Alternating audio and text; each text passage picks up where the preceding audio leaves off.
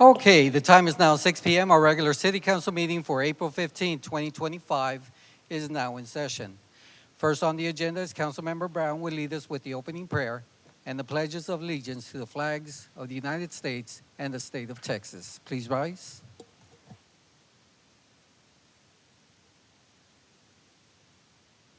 Witness your son's sacrifice. Let us pause and turn our thoughts towards Calvary and remember the price paid for our salvation as we await the glory of the resurrection. Give us the grace to be more mindful of your love and your presence in our daily lives. We thank you for the gift of salvation and ask that you provide us the strength and the conviction needed to keep our city on a successful path. Amen. I pledge allegiance to the flag of the United States of America and to the republic for which it stands, one nation, under God, indivisible, with liberty and justice for all. Honor the Texas flag. I pledge allegiance to thee, Texas, one state, under God, one and indivisible. Thank you, Councilmember Brown. Before we get started, as a reminder, anyone wishing to address the City Council must sign up for the hearing of residents. If you have not done so, please see our City Secretary, Ms. Edmondson, located over here to my right, and she has a sign-up sheet. With that, the Hal Baldwin Scholarship.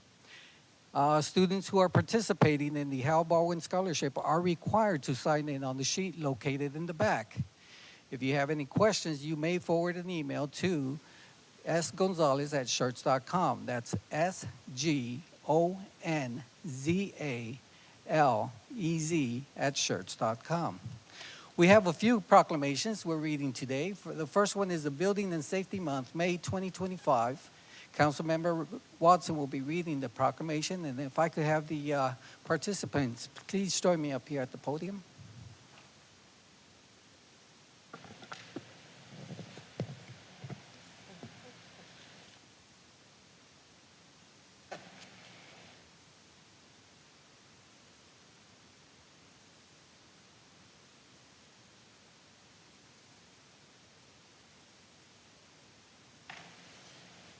Building Safety Month, May 2025. Whereas the City of Schertz is commended to recognize the growth and strength depending on the safety and essential roles of our homes, building infrastructure play both in everyday life and when disasters strike, and whereas our confidence in the resilience of these buildings make up our community and achieve through the devotion and diligence guardians, building safety and fire prevention officials, architects, engineers, building tradespeople, design profession, laborers, plumbers, and other in construction industry. Whereas these modern building codes and standards include safety to protect the public hazards and hurricanes, snowstorms, tornadoes, wildfires, floods, and earthquakes. Whereas the Building Safety Month is recognized by the International Code Council to remind the public of their critical role in the community of code officials who assure us of public safety. Whereas Game On is the theme, Building Safety Month 2025 encourages all to get involved and raise awareness about building safety on a personal, local, and global scale. Whereas each year in observance of Building Safety Month, people all over the world are asked to consider the commitment to improve building safety, resilience, and economic investment at home and in the community to acknowledge the essential service provided to all of us in local, state, and federal building safety. Now, therefore, Ralph Gutierrez, Mayor of Schertz, do hereby proclaim month of May 2025 Building Safety Month.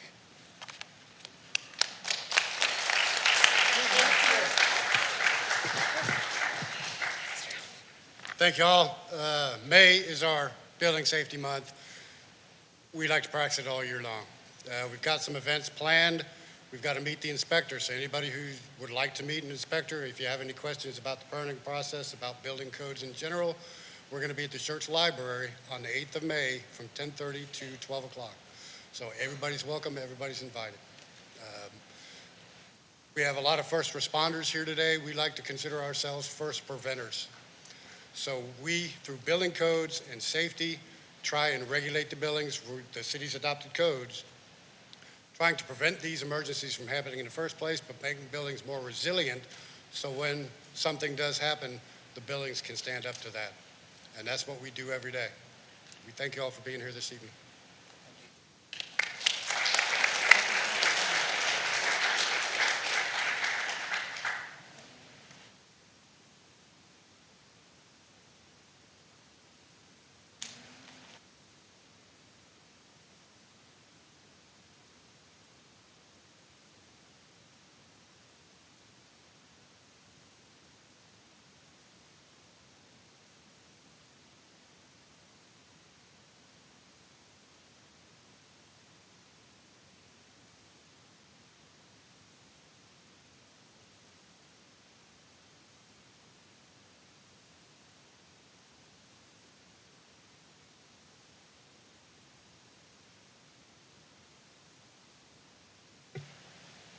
There it is. All right.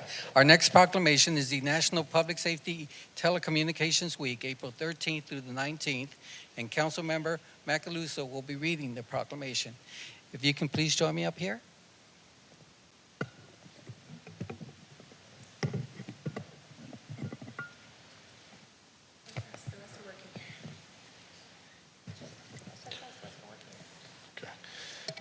National Public Safety Communications Week, April 13th through the 19th, 2025.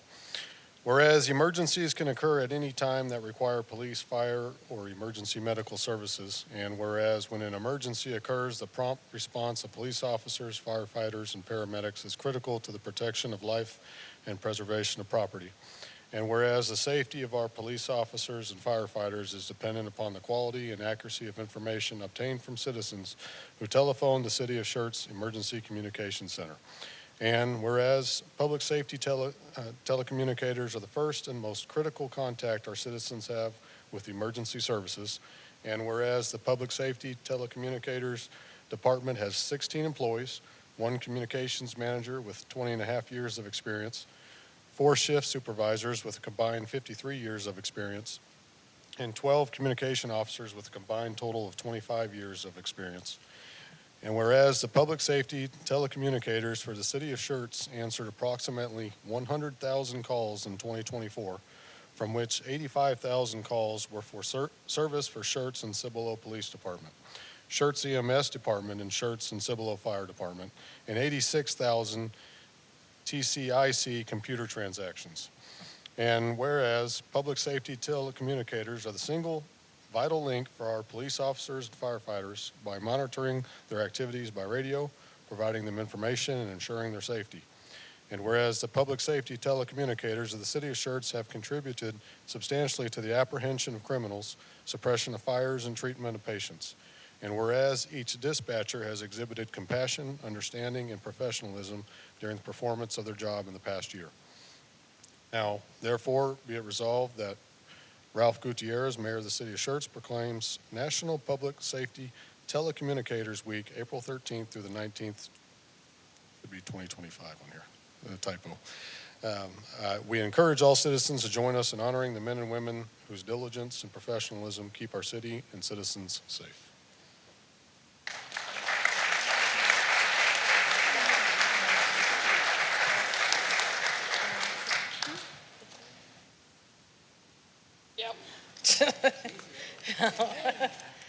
I do it for Megan.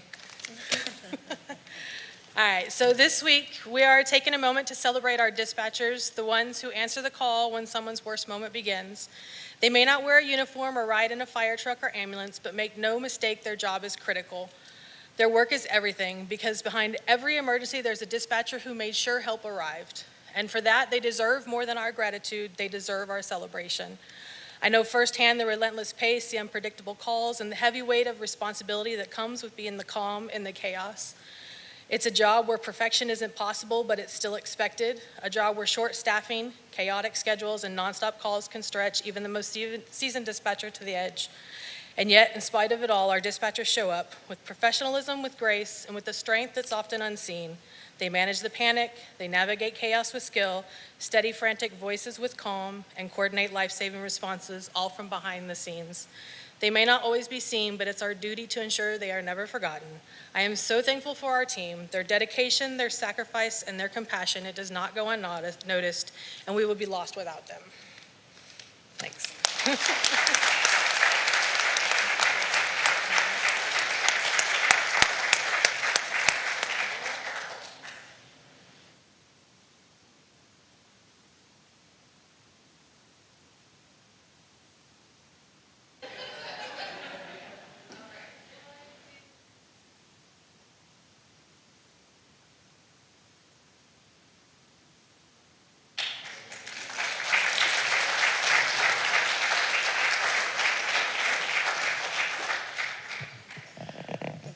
Our next proclamation is the Military Child Month, April 2025. If I can please have you all come up here and join us.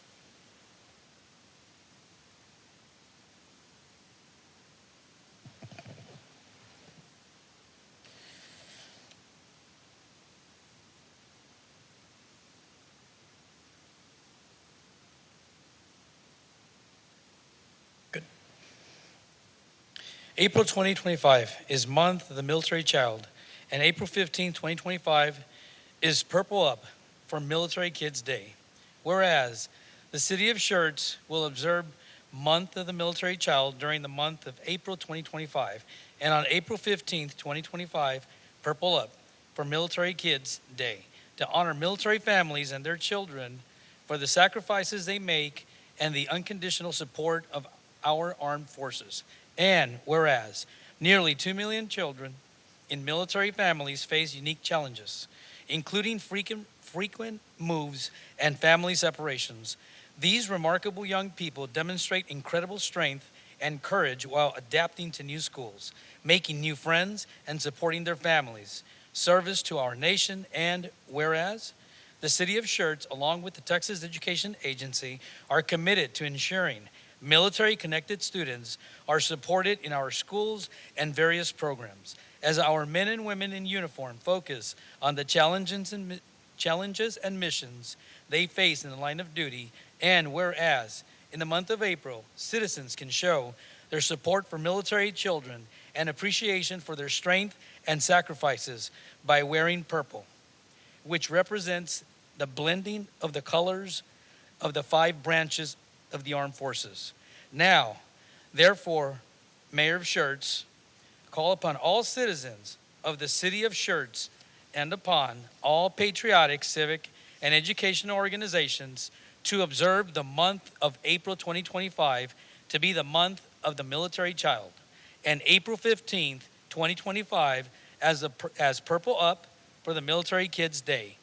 Military kids are essential members of our community who deserve recognition for their strength and sacrifice. In testimony whereof, the Mayor of Schertz, this 15th of April, 2025. Signed, Mr. Gutierrez, Mayor of Schertz.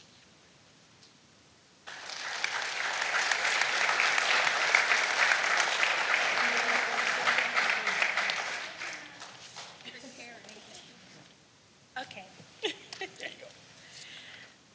So I deeply love military. I'm a veteran as well. And I just really loved my children and my students at school, and I'm so thankful that the City Council is honoring them for their hard work and dedication.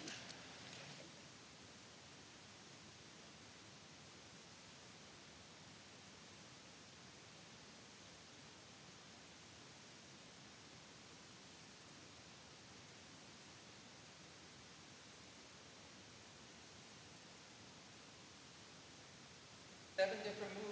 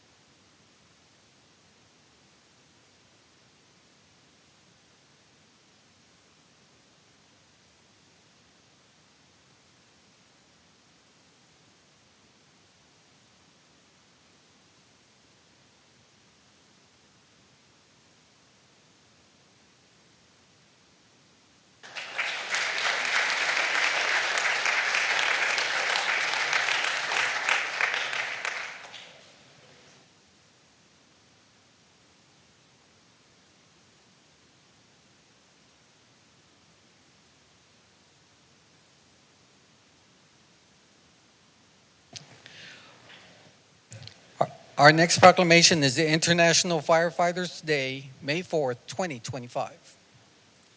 And Councilmember Westbrook will be reading the proclamation.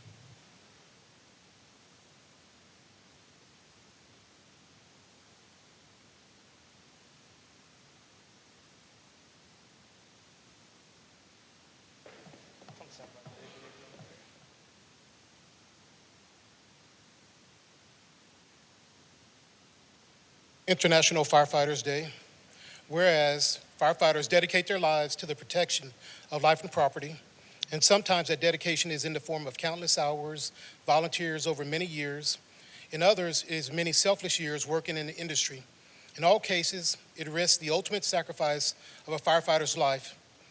And whereas International Firefighters Day is a time where the community can recognize and honor the sacrifices that the firefighters make to ensure that their communities and environment are as safe as possible, it is also a day in which current and past firefighters can be thanked for their contributions. And whereas International Firefighters Day is observed each year on the 4th of May, where we remember the past firefighters who have died while serving our community or dedicated their lives to protecting the safety of us all, and show our support and appreciation of firefighters worldwide who continue to protect us so well throughout each year.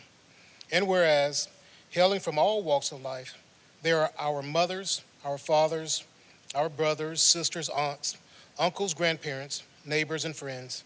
They protect us without wanting recognition or reward. In our time of need, they are there with courage, compassion, and loyalty. They are the essence of the true meaning of community. Therefore, Ralph Gutierrez, Mayor of Schertz, does hereby proclaim Sunday, May 4th, 2025, as International Firefighters Day, and calls upon all citizens to observe this day in recognition of the patriotic service and dedicated efforts of our fire and emergency services personnel.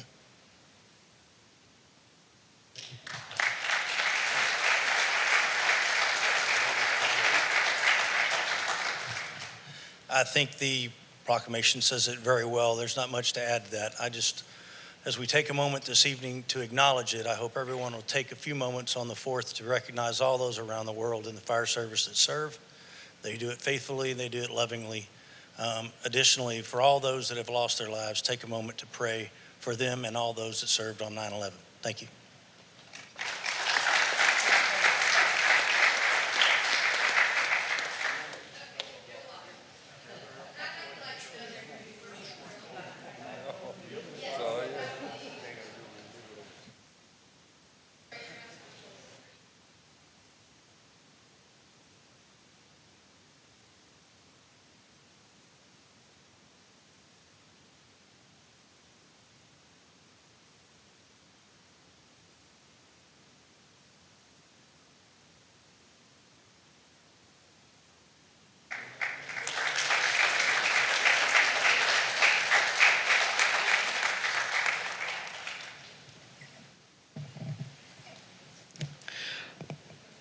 Our next proclamation is the Animal Care and Control Appreciation Week, April 13th through April 19th, 2025.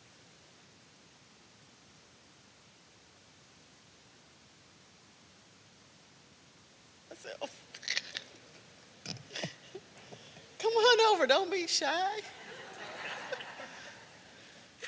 Come on, don't be shy. There, thanks. Good afternoon, everyone. I'm Mayor Pro Tem Allison Hayward, and I get to read the proclamation for National Animal Care Control Appreciation Week. I have the pleasure of sitting on the board, and this is a fantastic team. They do a fantastic job, and they love what they do, so just wanted to point that out. National Animal Care and Control Appreciation Week, April 13th through the 19th, 2025. Whereas the National Animal Care and Control Association has designated the second week in April as Animal Care and Control Appreciation Week. And whereas various federal, state, and local government officials throughout the country take this time to recognize and thank and commend all animal control officers and animal service staff for their dedicated service they provide the citizens, public safety, domestic animal, and livestock across the nation. Whereas the City of Schertz recognizes and commends the Schertz Animal Services personnel who answer calls for assistance capture roaming and potentially dangerous animals, rescue animals, investigate reports of animal abuse, educate pet owners about responsible care, mediate disputes between neighbors regarding pets. And whereas in 2024, the City of Schertz Animal Services responded to 2,100 calls for service and handled 1,275 animals for intake. Whereas the City of Schertz has staffed that includes 1 animal service manager, 4 animal service officers, and 4 kennel techs. And whereas in 2024, the Schertz Animal Services has developed partnerships with San Antonio Humane Society and other animal rescue organizations for the placement of scared and ill animals. Whereas in 2024, the Schertz Animal Services Department continues their vision to have a special unit where they can care for neonatal animals, both domestic and wild. They have the entire room full of service dedicated to the animal care of infant animals. And whereas animal control officers provide essential community functions, including the enforcement of animal control laws, protecting the public from disease such as rabies, and educating the public on the proper care of community pets. And now therefore be it resolved on behalf of the Mayor, Ralph Gutierrez, City of Schertz, proclaim National Animal Care and Control Appreciation Week, April 13th through the 29th, 2025, and encourages all citizens to join me in thanking the City of Schertz Animal Control Services for their dedication and exceptional service they provide to all citizens and animals in our great community. And I just want to say, they may not say it, for the love, they truly love what they do because we have the only neonatal care in the area, and they set that up on their own. So they truly love what they do and care for animals. So I just want to say thank y'all.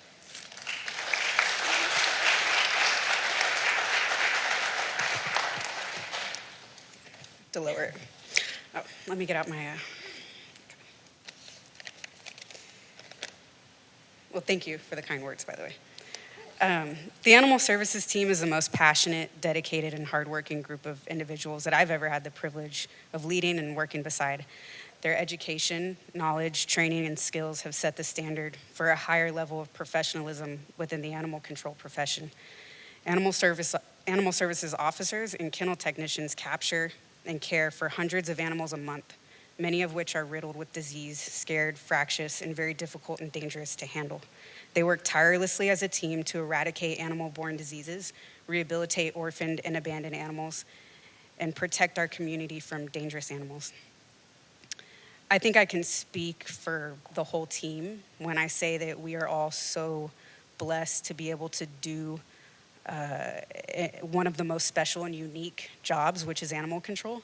And I want to tell my team that, all of y'all, that although y'all are so very super at catching dogs, you are so much more than dog catchers. Thank you.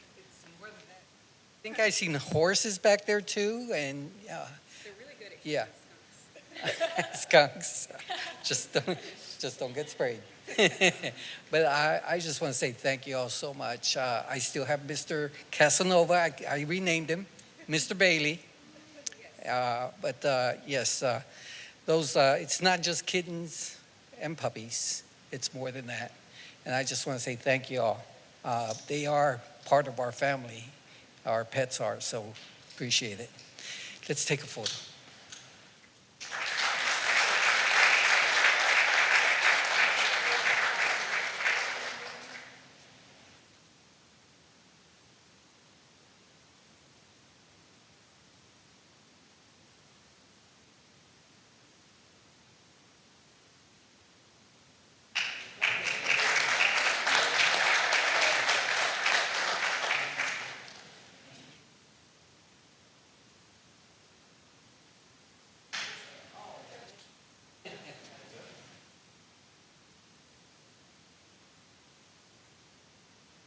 And our final proclamation is Administrative Professional Week, April 21st through April 25th, 2025. And Councilmember Brown will be reading the proclamation.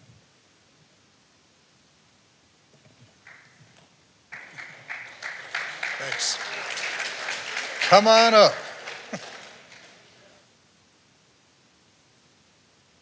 There should be a whole crowd of you. Is that all? Well, good. Well, welcome. City of Schertz proclamation, National Administrative Professionals Week, April 20th through April 26th, 2025. National Administrative Professionals Day, April 23rd, 2025. Whereas National Secretaries Week was organized in 1955 by the U.S. Department of Commerce, renamed to Professional Secretaries Week, and in the year 2000 became Administrative Professionals Week. And whereas Administrative Professionals Week 2024 focused on honoring the office of professionals who make offices work, reflecting the integral and significant role that office professionals play in modern business, and whereas administrative professionals play an essential role in coordinating the office operations of businesses, government, educational institutions, and other organizations. And whereas Administrative Professionals Week is observed annually, and in our nation there are approximately 3.6 million administrative professionals who make important contributions at their workplace.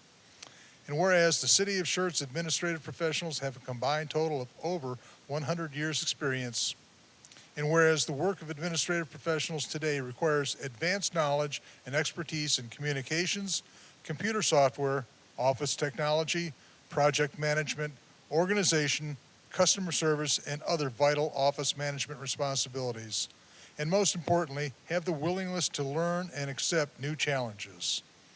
And whereas administrative professionals serve as information hubs, managing and cataloging information, organizing the office space, and mastering office technology. And whereas administrative professionals are employed in public and private sectors, including business, government, and academic settings. And now, therefore, be it resolved that Ralph Gutierrez, Mayor of the City of Schertz, proclaims National Administrative Professionals Week, April 20th through April 26th, 2025, and National Administrative Professionals Day, April 23rd, 2025, in the City of Schertz, and urge all citizens to thank the City of Schertz administrative professionals providing beneficial services to our workplaces and our community and our economy. Thank you.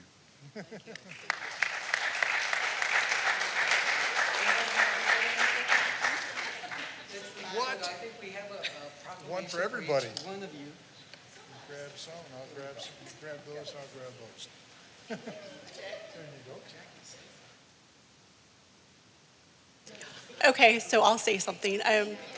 I've been with the City of Schertz for 18 years. I've been an administrative assistant for over 12 years.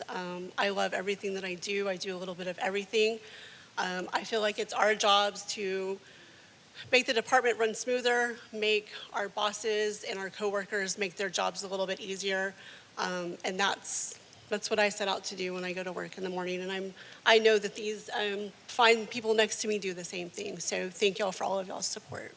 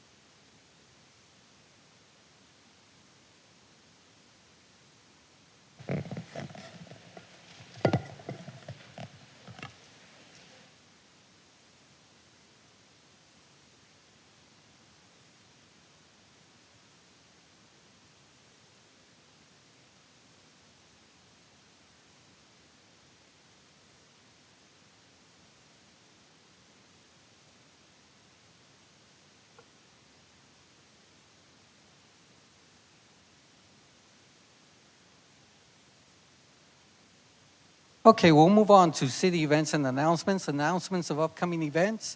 Ms. Gonzalez? Yes, thank you, Mayor. Just a few items on here tonight.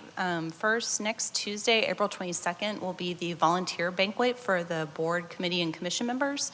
That'll be at 6 p.m. over at the Schertz Civic Center. On Saturday, May 3rd, will be the second farmers market, the hometown harvest that our Parks Department just started this past month. And that'll be at 9 a.m. at the Pickerel Park, the large pavilion. And then finally, we will be back here on May 6th for the next regularly scheduled city council meeting at 6 p.m. Thank you. Thank you, Ms. Gonzalez. Announcements and recognitions by our city manager, Mr. Williams. No announcements, other than I want to acknowledge our superintendent, Mr. Finley. Board President. Board President, I'm sorry, Board President, thank you. All right. Thanks for that. Whoops. Yeah, that's what I meant. Sorry. Announcements and recognitions by the mayor. I just want to say this past weekend we had Love Where You Live, and we had close to 200 volunteers helping in different neighborhoods, picking up debris, cutting trees, branches. I just want to say thank you to all the volunteers that made this a very special day. With that, we have the hearing of residents. This time is set aside for any person who wishes to address the city council. Each person is limited to 3 minutes, and we ask before addressing the council, for the record, please state your name and address. There is also a public hearing scheduled today, so there are some choices available. You may speak during the hearing of residents, or you may speak during the public hearing, or you may speak at both the hearing of residents and the public hearing. The choice is yours.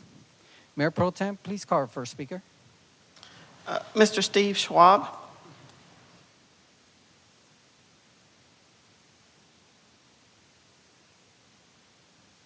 Steve Schwab, 1017 Water Oak here in Schertz. Good evening. My name is Steve Schwab. I'm a 21-year veteran of the Army. My last duty appointment was as the Chief Financial Officer of Brooke Army Medical Center. I am currently an economist and a professor of management at UTSA in the business school. I'm here because I am running to represent Guadalupe and Gonzales counties, including Schertz, in the Texas legislature for House District 44. And I wanted to invite the council and any residents of the county to come to an event to meet myself, and so I can hear what you have to say. The event is on May 3rd at Schertz Creek Beer Garden at 6 p.m. And so I look forward to meeting and getting to hear from all residents about the issues so that we can address them. Thank you.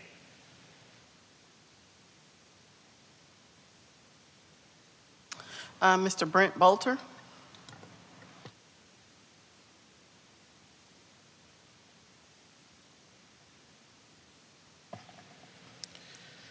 Brent Bolter, 2633 Cloverbrook Lane in the Belmont Park subdivision. Some of you have never seen me before council, but others of you know that in the past I've frequently spoken before council. Why am I here tonight? I want to talk about the decision on 1 April to go with Frontier Waste Solutions and the change that is coming. Let me up front that we all understood that rates were going up with a new contract. In the staff presentation on 1 April, they stated that 336 individuals responded to the flash poll and stated their opinions in regards to different options on waste collection. According to the same staff presentation, currently there are approximately 14,500 accounts for waste disposal in the city. It would be disingenuous to say that 336 responses in any way represents the viewpoints of the majority of the citizens of Schertz when it comes to waste collection. I'd venture to say, despite staff assurances on 1 April, that all residents are going to be informed and be ready for the coming changes. I think that a lot of folks are going to find out about the coming changes when new 96-gallon trash cans show up in front of their house. Confusion, at the very least, is going to ensue. 9,300 accounts currently get twice-a-week collection of waste and once-a-week collection of recyclables. All those accounts going forward are going to get once-a-week collection of waste and every 2 weeks collection of recyclables. Those same accounts have their own trash cans and can put additional bags out in addition to that trash can, and it will all get picked up. Going forward, those same accounts will be forced to have trash cans provided by Frontier, much larger than what most of them currently have. Further, any trash put out all has to fit in that 96-gallon trash can. No more bags can be put out in addition to the trash can. It is also my understanding that these new trash cans have to be properly positioned on the street to enable collection, meaning cars can't be parked in such a way as to impede collection. In Belmont Park, I have no control over how cars are parked on the street. I might think I have the trash can positioned correctly, but if a car pulls up and parks in such a way that now impedes collection, and I'm unaware of that, my trash doesn't get picked up. Bottom line, for 9,300 accounts, they will be paying more and getting less service than they do presently with Republic. They also face more of a challenge in ensuring that their trash will actually be picked up. This entire issue isn't going to be something that is done and over quickly. Every single week, folks need to have trash picked up. Every single week, folks that aren't happy with the change will be reminded why they are unhappy. I noted in the April staff presentation that folks that are unhappy with any aspect of the trash collection will be directed to call Frontier rather than talk to someone at the city. I was informed by a Schertz resident that wrote to a member presently sitting on the dais with questions about this decision. Long story short, that resident was told that they shouldn't question decisions by council. That council and city staff know best. I take huge exception to that. Not only can I question any decision by council and city staff, but I have the right to do so if I think that decision is wrong. Was the decision to go with Frontier the correct one? Time will tell.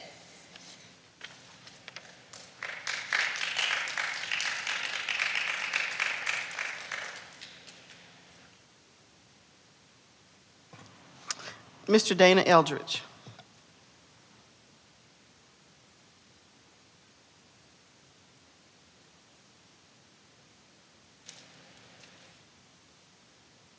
Dana Eldridge, 2628 Gallant Fox Drive, Schertz, Texas, in the Belmont Park subdivision. I reviewed last week's council meeting over a dozen times. Spent a lot of time on my phone, ate up a lot of battery doing that. Several emails from staff advising the correct areas I needed to review to make sure I understood properly. So what I'm talking about is what I understood at the last council meeting. On April 1, April Fool's Day, council approved a resolution to approve a new contract for waste trash to service in Schertz. We've had Republic for the last 7 years with little problems and no price increase. So I understand the fact that we needed a price increase. That's not a problem. Republic had the best price for one-time-a-week pickup for waste, recycle, brush, and bulk at approximately $23. However, council chose Frontier Waste for one-time-a-week waste and every other week for recycle and brush and bulk at the cost of $18.10 a month. An option to request hazardous waste pickup for $110 additional for the month was also added in there.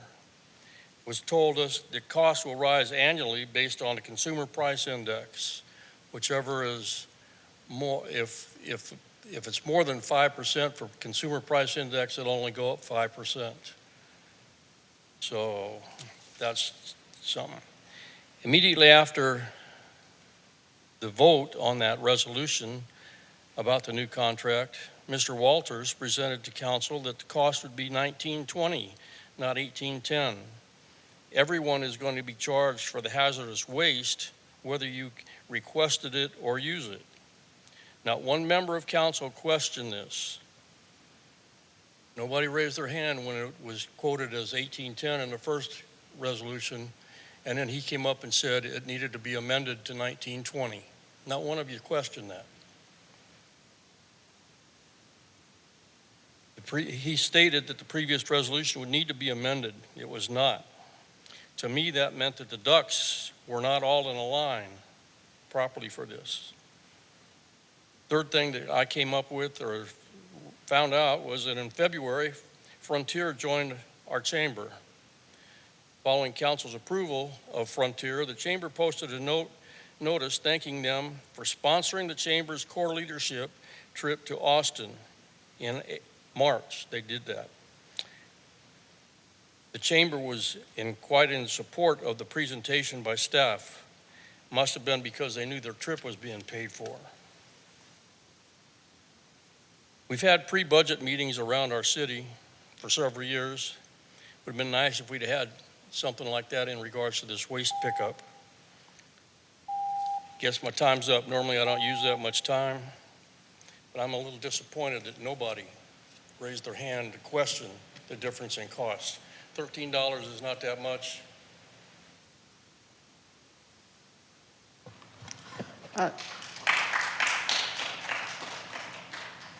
Mr. Daniel Jamerson.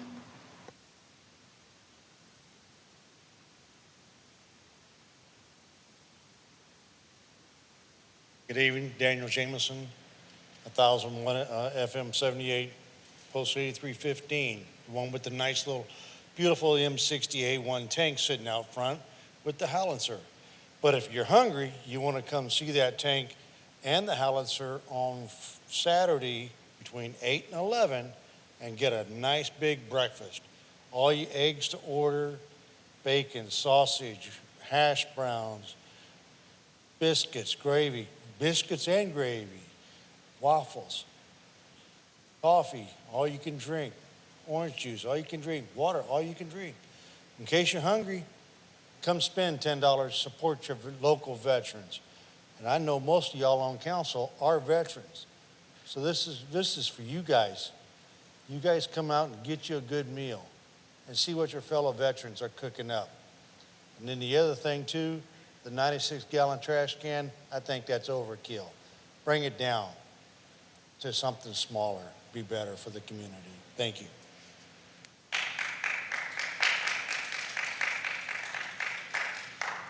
Mrs. Penny Jennings.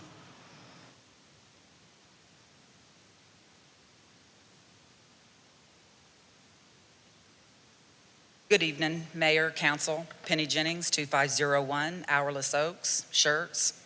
I know that you already voted on the garbage company, but I think it's important that you all know that you have very unhappy citizens. I feel that this was rushed through and wasn't given the time to get feedback from Schertz citizens and HOAs.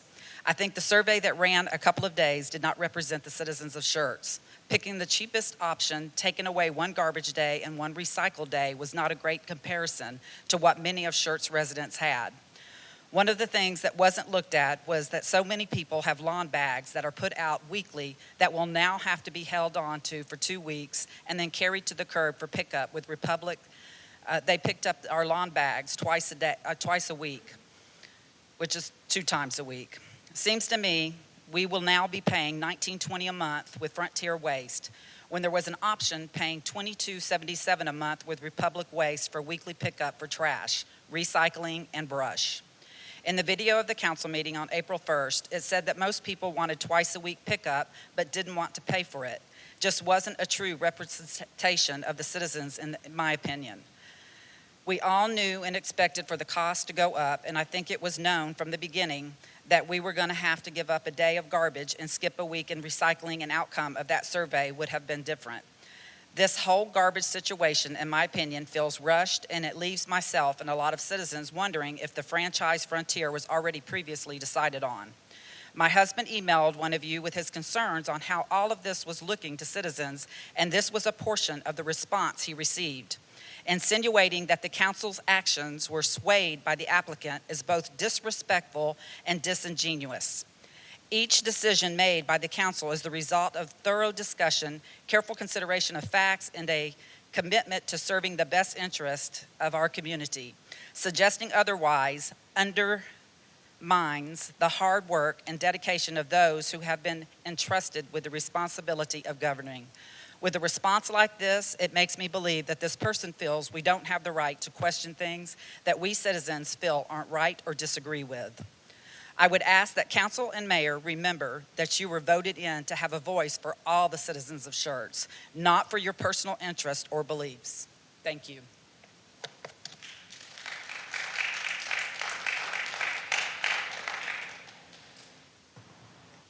That's all, Mayor. All right. All right, we'll move on. Next on the agenda is consent agenda items. These are considered self-explanatory, and information packets are provided to council and available for public viewing. These items require no separate discussion unless requested by council. Item number 1, minutes. Item number 2, resolution number 25R024. Item number 3, resolution number 25R049. Item number 4, resolution number 25R047. Item number 5, resolution number 25R045. Item number 6, resolution number 25R033. Item number 7, resolution number 25R052. And item number 8, resolution number 25R055. Council, do any of these need to be removed for separate action? Is there a motion to approve consent agenda items 1 through 8? Motion to approve. Second. Motion's been made by Councilmember Brown, second by Mayor Pro Tem Hayward. Council, any other comments? Please cast your vote. We can publish the vote, please. We have 7 ayes, no objections, motion passes. We'll move on to discussion item number 9, ordinance number 25T016, authorizing an amendment to the fiscal year 2024-2025 budget. Mr. Walters, floor is yours. Good evening, Mayor and Council. My name is James Walters. I'm the Finance Director for the City of Schertz. What I have before you is the first budget adjustment for the year. There it is. Let me zoom in a little bit. This is the agenda item that we found online and in the packets. The majority of the items listed are items that were approved last fiscal year but were unable to be utilized due to delays in procuring items or setting up for big projects due to lead time, longer lead times. So the police budget is proposed to increase supplies by $71,000 to outfit vehicles and $7,400 to complete the dispatch project update that was began last fiscal year. In addition, they also increased the equipment budget for the Axon video recording system in the amount of $49,900. So all those were budgeted last year, but had to be, again, expensed this year due to long lead times and delivery delays. So the funds are still there sitting in our fund balance. Staff is just requesting to reauthorize the use of those funds. Police will also increase its equipment budget by $89,000 and recognize the offsetting grant of $74,000 for the flock video camera system that was approved by council. And finally, we'll increase this budget to accommodate the 5 additional student resource officers in their vehicles, as authorized by Resolution 25R009. This was, if you remember from last year, the school districts require having an officer at each campus by the state. However, due to the hiring issues the city was having, we weren't able to fully staff the requested by the school district. Now, staff feels that they can not only fulfill our own hiring needs in the police department, but also staff the additional officers that were requested, that were approved by council as positions authorized, but no budget was authorized for those. So this adjustment will take care of those additional officers and outfitting them. The fire department budget is proposed to increase by $38,000 for the battalion chief's truck replacement, which was approved last fiscal year. The parks budget, it will propose to increase about $4,400 to finish the study on the GNA Riata segment. It was partially paid last year, and again, this will complete that contract. The IT division budget will propose to increase $36,000 for approved projects, including $15,000 for the library access project, $17,000 for the police department fingerprint scanner, and $4,000 for Intune licenses. The inspection division budget is proposed to increase $10,000 to spend expected technology fees for software updates and expansions throughout the year. Those are fees that we collect specifically for a purpose of enhancing the software needs in the inspections department. We have not increased this increase will allow us to utilize more of those revenues coming in for those updates. The fleet division budget is proposed to increase $12,000 to cut the cost of vehicle repairs. And is set at the amount that was approved last fiscal year, so starting them back off at the standard level. Facilities budget will increase $200,000 to complete the library foundation repairs. So these funds were previously set aside for paving grassy areas and staging areas at 10 Commercial Place. However, due to the need of the library foundation repair project, we're going to reauthorize those funds and move those from the paving grassy areas over to help us complete the library foundation repairs. The total for the projects with this adjustment will close to be about $350,000. The city will transfer $1.225 million from reserves to the capital projects to complete the 2024 street preservation and maintenance projects that were originally budgeted last fiscal year. And council is having an item looking at those projects as mentioned now. And then staff is proposing to increase the budget for Woman Hollering Creek trunk line by $550,000 in order to close out the project. Project currently has spent $12.6 million out of the $13.2 contractually approved expenditures, about $515,000 remaining on open purchase orders. At the start of this project, there was not enough wastewater impact fees in the bank in order to complete this project. So without knowing the full timing, we allowed for additional fees to accumulate, and then this is the second time we've authorized additional fees going over to the project to help close it out. So we didn't actually have to use any of our water and sewer funds for this project. We actually have enough in our impact fees to close this out. And the city is proposing to increase the roadway impact fee Area 2 budget by $154,000 as approved by Resolution 24R44 to reimburse improvements in the Heritage Oak residential subdivision.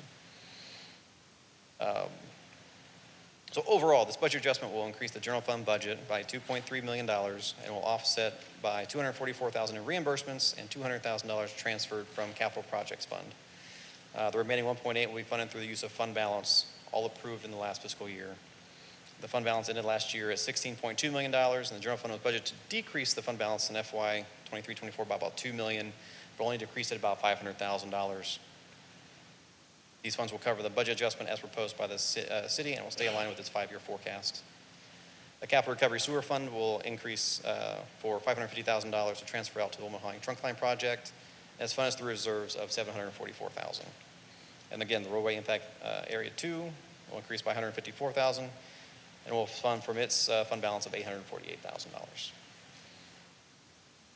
So that's the summary of all the items and where the funding is coming from for these. If council has any questions, I'll be happy to answer them or get one of the representatives from the department up to help explain any of the individual projects. Thank you, Mr. Walters. All right, council, floor is open for discussion. Councilmember Guerrero. You said for the video recording system, 49,983, correct? Yes, the flock. That's the body armor camera? These are the flock camera system. How many of those are we getting? Sure. We get, I believe Chief was 17 cameras. Okay. And then the flock camera system? How many of those are we getting? Because that's 74,000, right? No, that was a grant. So the flock cameras, the 17 cameras cost $89,000. The city only has to pay, or is getting reimbursed by a grant of $74,000. So this $89,000 video camera purchase, the city's only required to pay about $15,000 for it. How many cameras are we getting? 17. 17. Okay. And then you mentioned additional funding from the school, $169,835. What school are you referring to? So the city of Schertz has an agreement with the SCUC ISD to provide officers for the schools in Schertz. We weren't able to fully meet the requirement by the state and from the school district due to hiring needs. But now our police department feels confident they can not hire our own officers, but also the officers needed for the SRO program, Student Resource Officer program. We didn't budget for those because we didn't know if we could fill them or not. But now we were confident and we're coming back to ask for adjustment to the budget to provide funding for those officers. Okay. Now, on the cameras, are all officers going to have the cameras? The Yes, body armor? Yeah, the cameras on officers are But that's not standard. part of this one. But the flock cameras are different. Those are license plate readers, automated. No, I was talking about the video recording system. Body-worn cameras, every officer, including from the chief, Okay. is issued a body-worn camera. Gotcha. Awesome. Now, you mentioned that that city takes the cost of vehicles, but will be reimbursed by the school over the lifetime of the vehicle. Is that correct? Yes, so whenever we have a new student resource officer, the amount of money to outlay and fully equip the officer, the city puts out a little bit of those funds on its own, but is then by the end of the life of the equipment are fully reimbursed by the school district. Okay.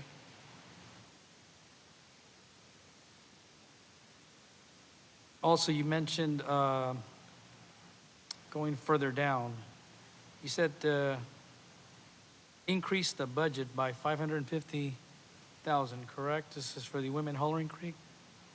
Yes, while the project budget itself is not increasing. We are basically we're authorizing transfer of funds from our Woman Holler, or from our sewer impact fee fund to the project. Okay, so you're increasing it, that's the amount that you need to close it, correct? Yes, sir. Okay.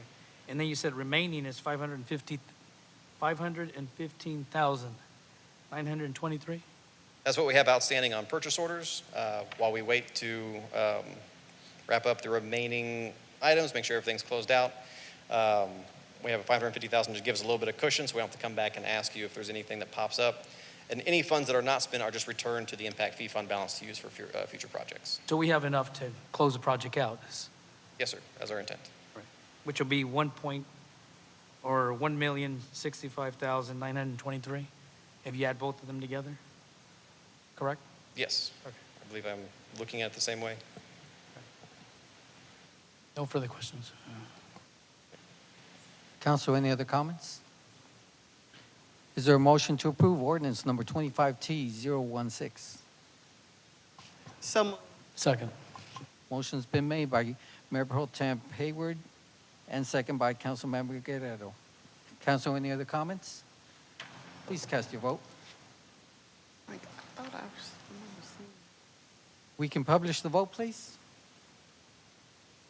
We have 7 ayes, no objections. Motion passes. All right.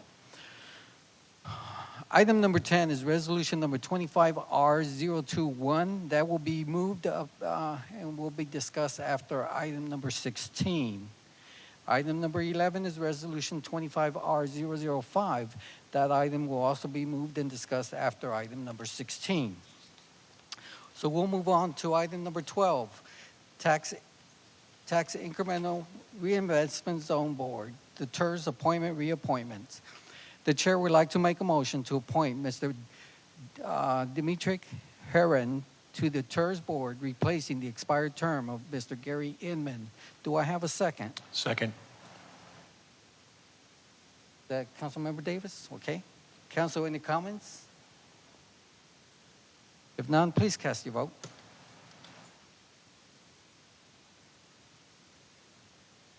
We can publish the vote, please. We have 7 ayes, no objections. Motion passes. We'll move on to our public hearing, ordinance number 25S011.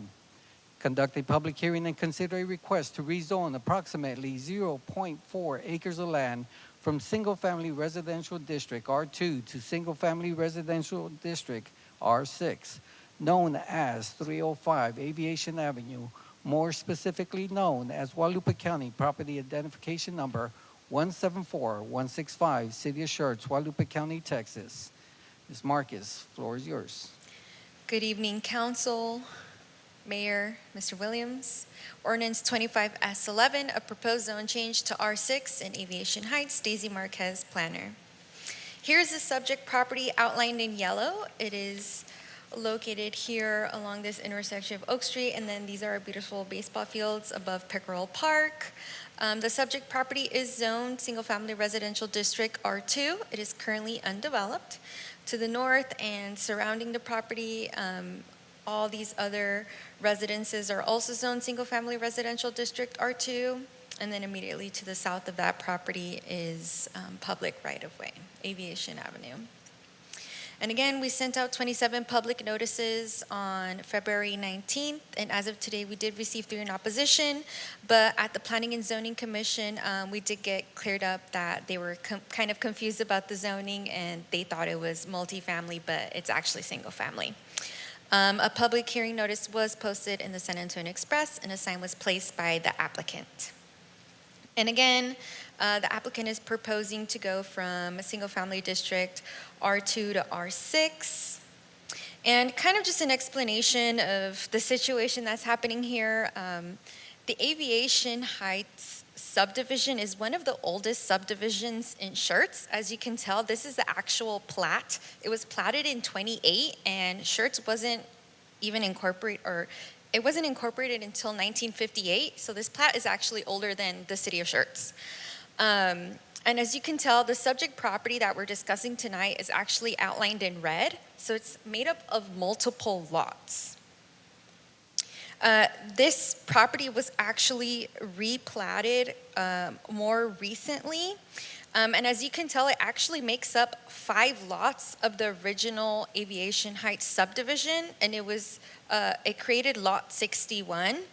But that kind of explains the situation that's happening in the Aviation Heights subdivision. A lot of these lots and their width is actually dictated by how many lots people bought back in the day to build one home. So essentially, a lot of them are non-conforming, as in they don't really conform with the R2 zoning designation. And that's just the unique nature of this area. So some of them are 5 lots, some of them are 3 lots combined.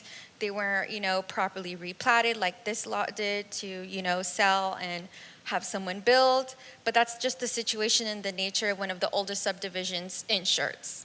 The applicant is trying to ask for R6 zoning so they can split the lot, just because the zoning requires 60 by 120 for R6, as you will see here, and that cannot be done without asking for R6 zoning, whereas R2 asks for 70 by 120, which cannot be done with the 137 lot width. So that's kind of just the situation that's happening here. And again, just to show you, R2 is 70 by 120 and R6 is 60 by 120. So again, when we look at zone changes, we look at UDC section 2154D for the criteria of approval. And 1, whether the proposed zoning change implements the policies of the adopted comp plan and any other applicable adopted plans. So this area and all of this subdivision really is designated as complete neighborhood. And again, that's meant for a mix of residential, supporting land uses, and neighborhood commercial. So things like parks, we have Pickerel in the area, city services. There is residential in the surrounding area, and residential is being proposed. And the proposed land uses meets the requirement of the intent of the comprehensive plan and future land use map. So 2, whether the proposed zoning change promotes the health, safety, and general welfare of the city. And as part of promoting health, safety, and welfare, the city should encourage development compatible with surrounding uses, utilizing standards and transitional uses to alleviate negative impacts. So the same uses that are allowed in R6 are allowed in R2. And whether the uses permitted by the proposed change will be consistent and appropriate with existing uses in the immediate area. And again, this property is part of the Aviation Heights subdivision, and properties within the Aviation Heights subdivision are zoned R2, but they may actually meet the dimensional requirements of other zoning districts. And the intent of the R6 and the R2 zoning districts are intended for single-family homes, together with schools, churches, and parks necessary to create those basic neighborhood units. So they intend for the same thing, and it's the same thing that's being proposed again by the applicant. 4, whether other factors are deemed relevant and important in the consideration of the amendment. Schertz, fire, EMS, and police were notified of the zone change and did not provide objections. We notified SCUC ISD, and the Planning and Zoning Commission and Council have not provided additional criteria for the proposed zone change. And again, due to the proposed zone change to R6, meeting the intent of the comp plan and compatibility with the existing neighborhood of the subject property, staff recommends approval of ordinance 25S11, and the Planning and Zoning Commission met on March 5th and made a recommendation of approval to City Council. And the applicant is actually not here, they're on vacation right now. Okay, the time is 7:04. This is a public hearing. Is there anyone in attendance who would like to address the council in reference to this subject? Going once. Going twice. All right. Time is 7:05. Public hearing is closed. Our council, floor is open for discussion. Mr. Mayor, I'll make a motion to approve ordinance 25S011. Second. We have a motion made by Councilmember Davis and second by Councilmember Watson. Council, any other comments? Councilmember Guerrero, you had a comment? You guys were going to, you said you were going to split that lot, correct? Into 2? Yes, sir, correct. Just wanted to know what's going to be the width for each lot that's going to be split? So the applicant intended to split it down the middle, but the minimum that the lot width can be is 60.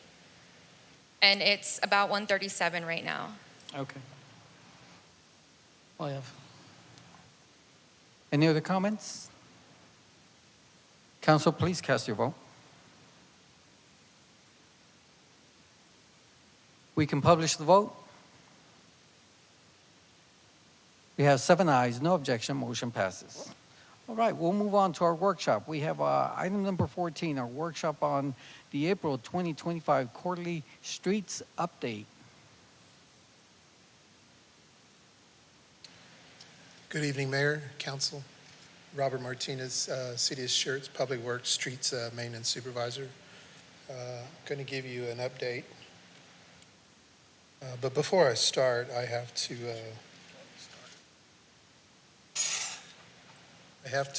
beat John to the punchline. I have a little joke for council, if you don't mind. So a little trivia here. Can anybody tell me the definition of the word construction? We're still working on it. So get back to you later. Anyhow, I just had to do that for John's sake. Now he's not going to pull up there.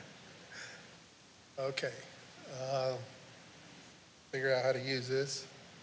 So these are our quarterly updates. As you can see, throughout the city, again, you can log into the Schertz.com streets and drainage webpage, and you can click on the little colored buttons, and it tells you exactly what those represent. You can see for the quarter, we've completed 295 potholes, some street issues, 10 of them. Sidewalk issues, pardon the one, but we've done several. We are working on our quick capture program. We're working on some training issues with our employees, so we should have that corrected on our next quarterly visit. We did do more than one sidewalk repair throughout the city, so it's just the way we're inputting it in, and we're all in a learning and training process with the new quick capture program, so we'll get that taken care of. Other issues completed, including painting, any other type of maintenance that we do throughout the city. This is a small map. If you go into the Schertz.com, it talks about our Schertz sidewalk inventory. We have compliant sidewalks, we have missing sidewalks, and then we have sidewalks out there that are non-compliant. We're not quite finished with the map, but we are working at probably about 85–90% complete. The goal is to get most of our sidewalks compliant, ADA compliant, and then to replace sidewalks where they are missing.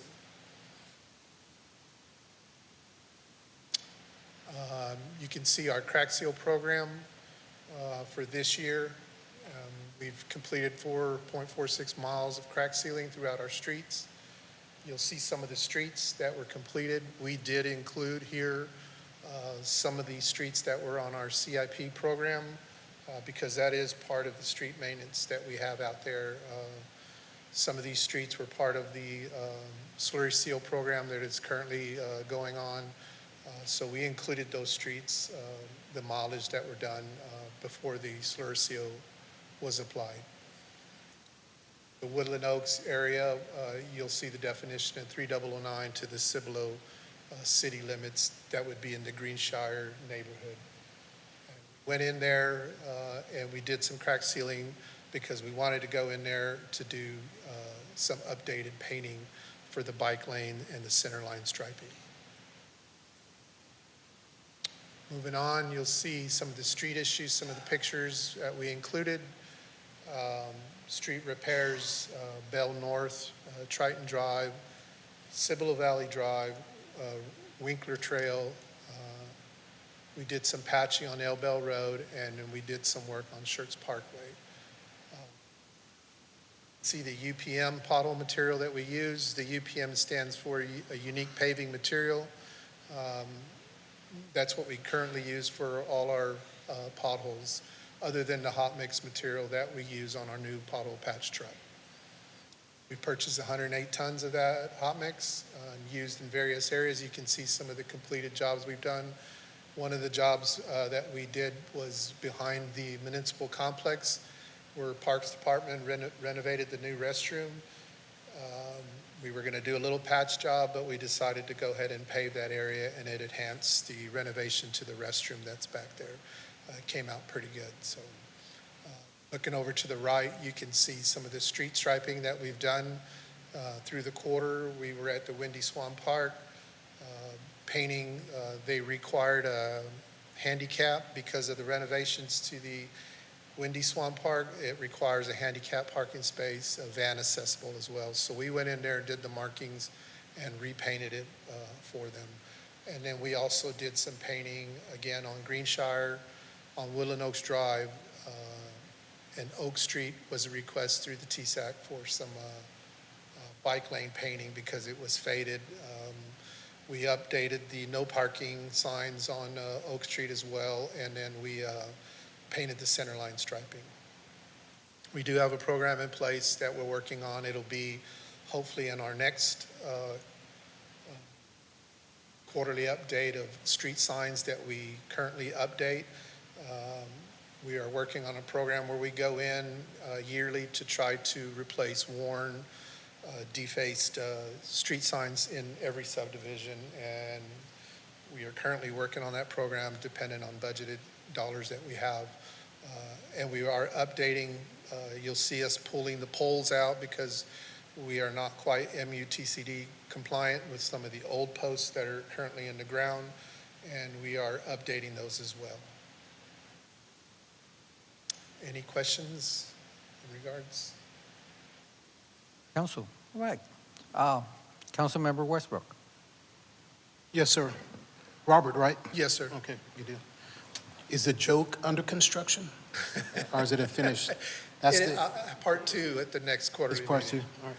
Thank you. So when it comes to sidewalks, how do you prioritize which sidewalks get done? Do you factor in demographics of the neighborhood, i.e. there's children? So if there's more children in the neighborhood and then you have sidewalks and they're using it to get to school or to the parks, is that taken into consideration, or what are the data points to determine how quickly you get to a sidewalk? So at one point a couple of years back, the city of Schertz received a grant for safe walk and safe ride to school. And we did a lot of upgrading sidewalks at the Schertz Elementary. We reached out for more sidewalk for safety for the students. I don't know if you're familiar with the Curtis area. We did the opposite side of the street where there were no sidewalks. So we're working on the plan.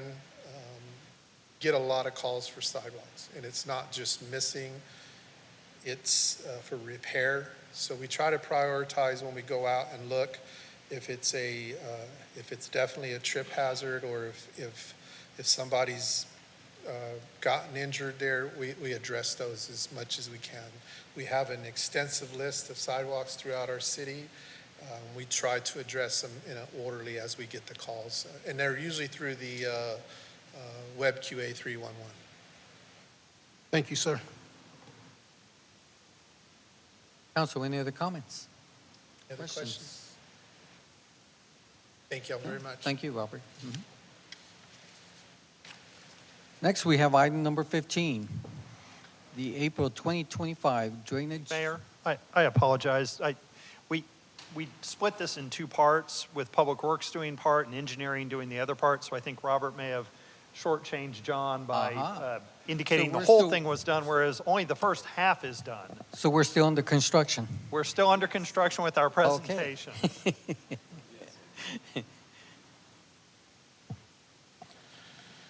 Good evening, Mayor and Council. I'm excited to be here. It's a good time of the year. Cleanest month of the year. Why is it the cleanest month? Because April showers. I do have more. If you don't like that one, I can give you another one. Sometimes I'd lay awake at night and random things go through my head. And the other night I was up all night wondering what happened to the sun. And then it dawned on me.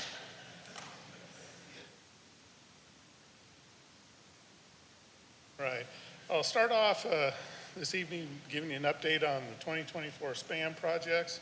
First, the resurfacing project. The resurfacing project is almost fully complete.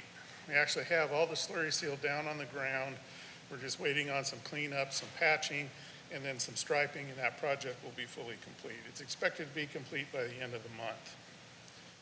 On the left-hand side, you see a picture of the slurry seal going down on a street. One side is a darker color that's already been done, and the other side is freshly applied. You can see the color difference between the two. Now, please watch the right-hand side. There's a video of the material actually being applied. So how this is applied is they have these specialized trucks that have two tanks on either side of a center bed that holds aggregate. One tank has water, the other has the oil. These hook up to a machine, and all those materials go into that machine. Stuff is blended together, and on the machine they add Portland cement as one of the admixtures to this composite mixture that ultimately gets put on the street. Whole assembly travels down the street as one truck empties, it pulls off, another truck backs up and hooks up, and they keep on going. So as we get towards the back of the machine, on the back end of the machine, the oil aggregate mixture comes out into a twin screw auger system and gets spread out behind the truck, and then there's squeegees behind that kind of smooth it out and mash it down onto the surface. So as you can see, as we get to the back of the machine, as it first comes out, you can really see the color difference. When it first comes out, it kind of looks like a melted Hershey bar or dark colored chocolate milk, although you wouldn't want to eat it or drink it. After it's out a little bit, the color starts to darken, and then it suddenly changes from a brown color to the shiny black color. That's when the oil is starting to set up or it first breaks. And then it has to cure for a little while, and after it cures and kind of hardens, then they can open it back up to traffic and vehicles can drive on it. The 2024 SPAM rehabilitation project, the contract award was on the consent agenda tonight, so that'll get started under construction here in fairly short order. 2025 SPAM projects. Yes, we got more work to do, and we're gearing up to do that.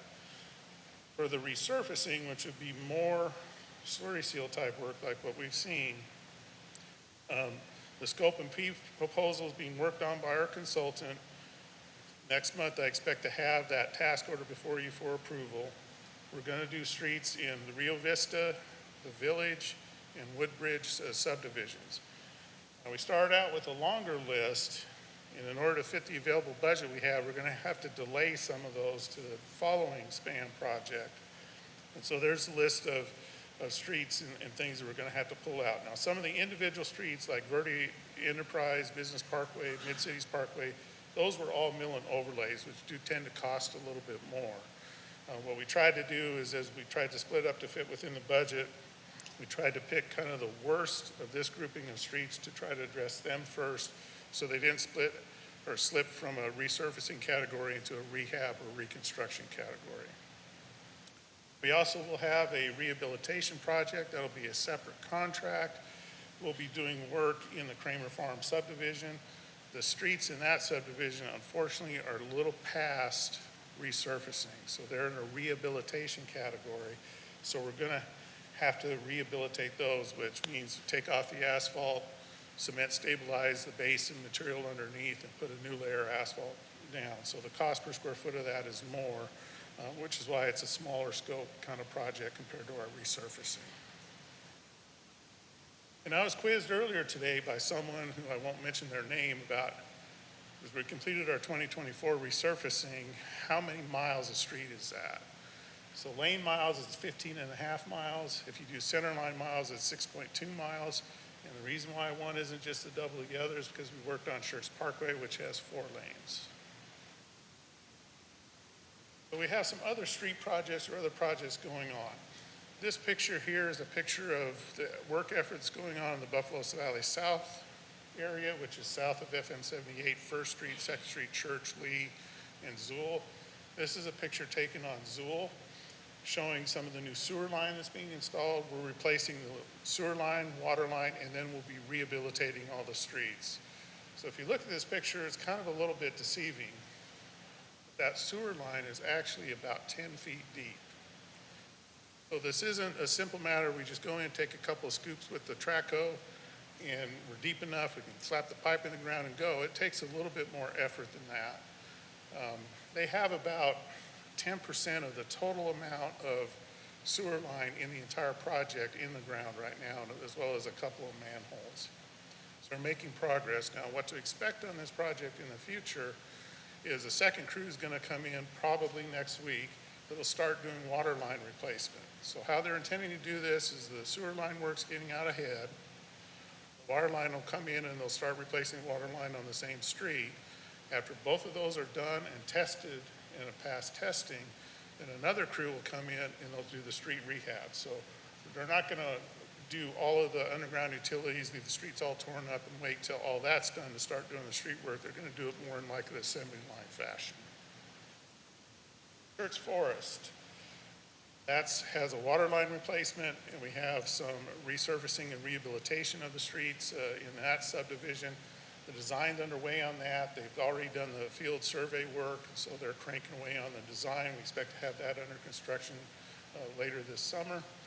Banig reconstruction, design is underway on that, and I'm happy to report we just got our 50% plans in from our consultant for review, so we'll be reviewing those and making comments here over the next week. Lower Seguin Road, that one, we had an earlier effort that was preliminary design and starting the environmental clearance. The preliminary design is kind of wrapped up. The environmental clearance component is still underway, but we started the final design of the project. And we're moving towards having that project as close to shovel-ready as we possibly can in the next couple of months. It's an ambitious schedule, but we're trying to meet the deadline to apply for the federal DCIP funding to help pay for construction. And we're having regular meetings, fairly regular meetings with base personnel to bring them up to speed on the project process, as well as getting additional data that helps us finalize our final design. Main Street. Thank you, Councilmember Davis, for your help in getting GVC to get us the 60% plans. We finally got those. So now that we have those, we can finalize our water and sewer line replacement plans and start our formal public outreach, because we'll be able to have kind of an anticipated construction schedule. The first thing you're going to see is a construction project that we intend to get started later this summer that will start doing the water line and sewer line replacement in the project area. After that work kind of wraps up, GVEC is going to start undergrounding their facilities. The other utilities will follow that. And then our last construction project will come out that will do all the surface improvements, reconstructing the street, all the light poles, the decorative elements, the signs, the screening, and all of that. So we're getting close to starting to turn dirt out there. Lookout Road. This is the project that's kind of drug on. We've hit one little snag after another, it seems like, on this project. With council approving a task order amendment earlier, we're starting the right-of-way acquisition process at the Schertz Parkway and Door Lane intersections and finalizing our construction plans. We did provide a project update to the EDC board at the end of last month, and that project is also going to head to construction by the end of this summer. So I'm going to be tearing everything up in the city, so I realize I'm probably going to be hated by the community, but trust me, once we get through all that, it's going to be better.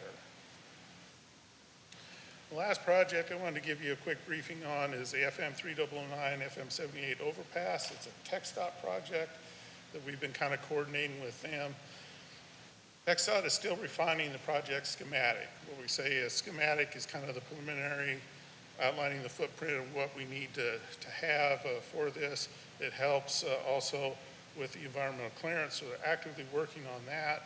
We've already held one public meeting. They'll be holding others in the future. And they have also met individually with affected property owners to kind of go through what their right-of-way needs may be for that project. And the last thing on the update of that, is they formally applied for funding through the Animal Area Metropolitan Planning Organization. Hasn't been funded yet. It's an expensive project, but they've applied for that funding. Any questions? All right. Council, floor is open for discussion. Councilmember Hayward. The Text dot 3009 overpass, I'm still a little on the fence for that one because it seems like it's going to bypass and possibly put several businesses out of business based on the way the design is. I'm just kind of wondering if there's another way, or is there a reason why they just want to do this project and not take it all the way to 10? I know 10 is expensive, but. To extend everything all the way down to I-10? Yeah. There is another project. It's a project that a couple of years ago, the city actually requested and turned into AMPO that was, part of it was this overpass structure and extension of, we'll call 3009 all the way down to I-10. So that is another project effort that staff is still working on. The ultimate goal is to do just that, is that the road wouldn't dent in there, everything would extend down to I-10 ultimately. Plus, I think the way it kind of goes, at least from the plan, it's going to probably end up putting more traffic on Schertz Parkway because people will just go, I'm not going over to go all the way around to come back. They're just going to go Schertz Parkway and turn left to get where they kind of want. So I think, Councilwoman Hayward, you know, one of the things to think about with this, and again, not to say that there aren't folks who don't like it, aren't going to like it, whatnot, but you know, if the world stayed the same as it is today, we wouldn't necessarily need that road. But if you think down the road, 5, 10, 15, 20, 30 years, 50 years, and you think about all the development that's happened over the last 5, 10, 15, 20, 30 years, our traffic has grown substantially.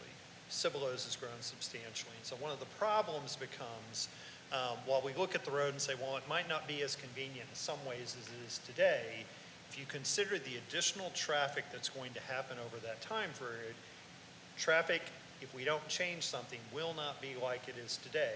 It'll be a whole lot worse. And we've certainly seen that, folks, right? We've seen a lot of complaints about the backup there at 3009 and 78, right? And so the problem becomes is it's not going to stay the way it is. It's going to get worse and worse and worse. And businesses are going to have a challenge. It's not moving at all. Nobody can get in, nobody can get out. You can't make a left out, even if there's not a median, raised median today, because traffic is that bad. And so part of this is trying to deal with this larger problem that we have, right?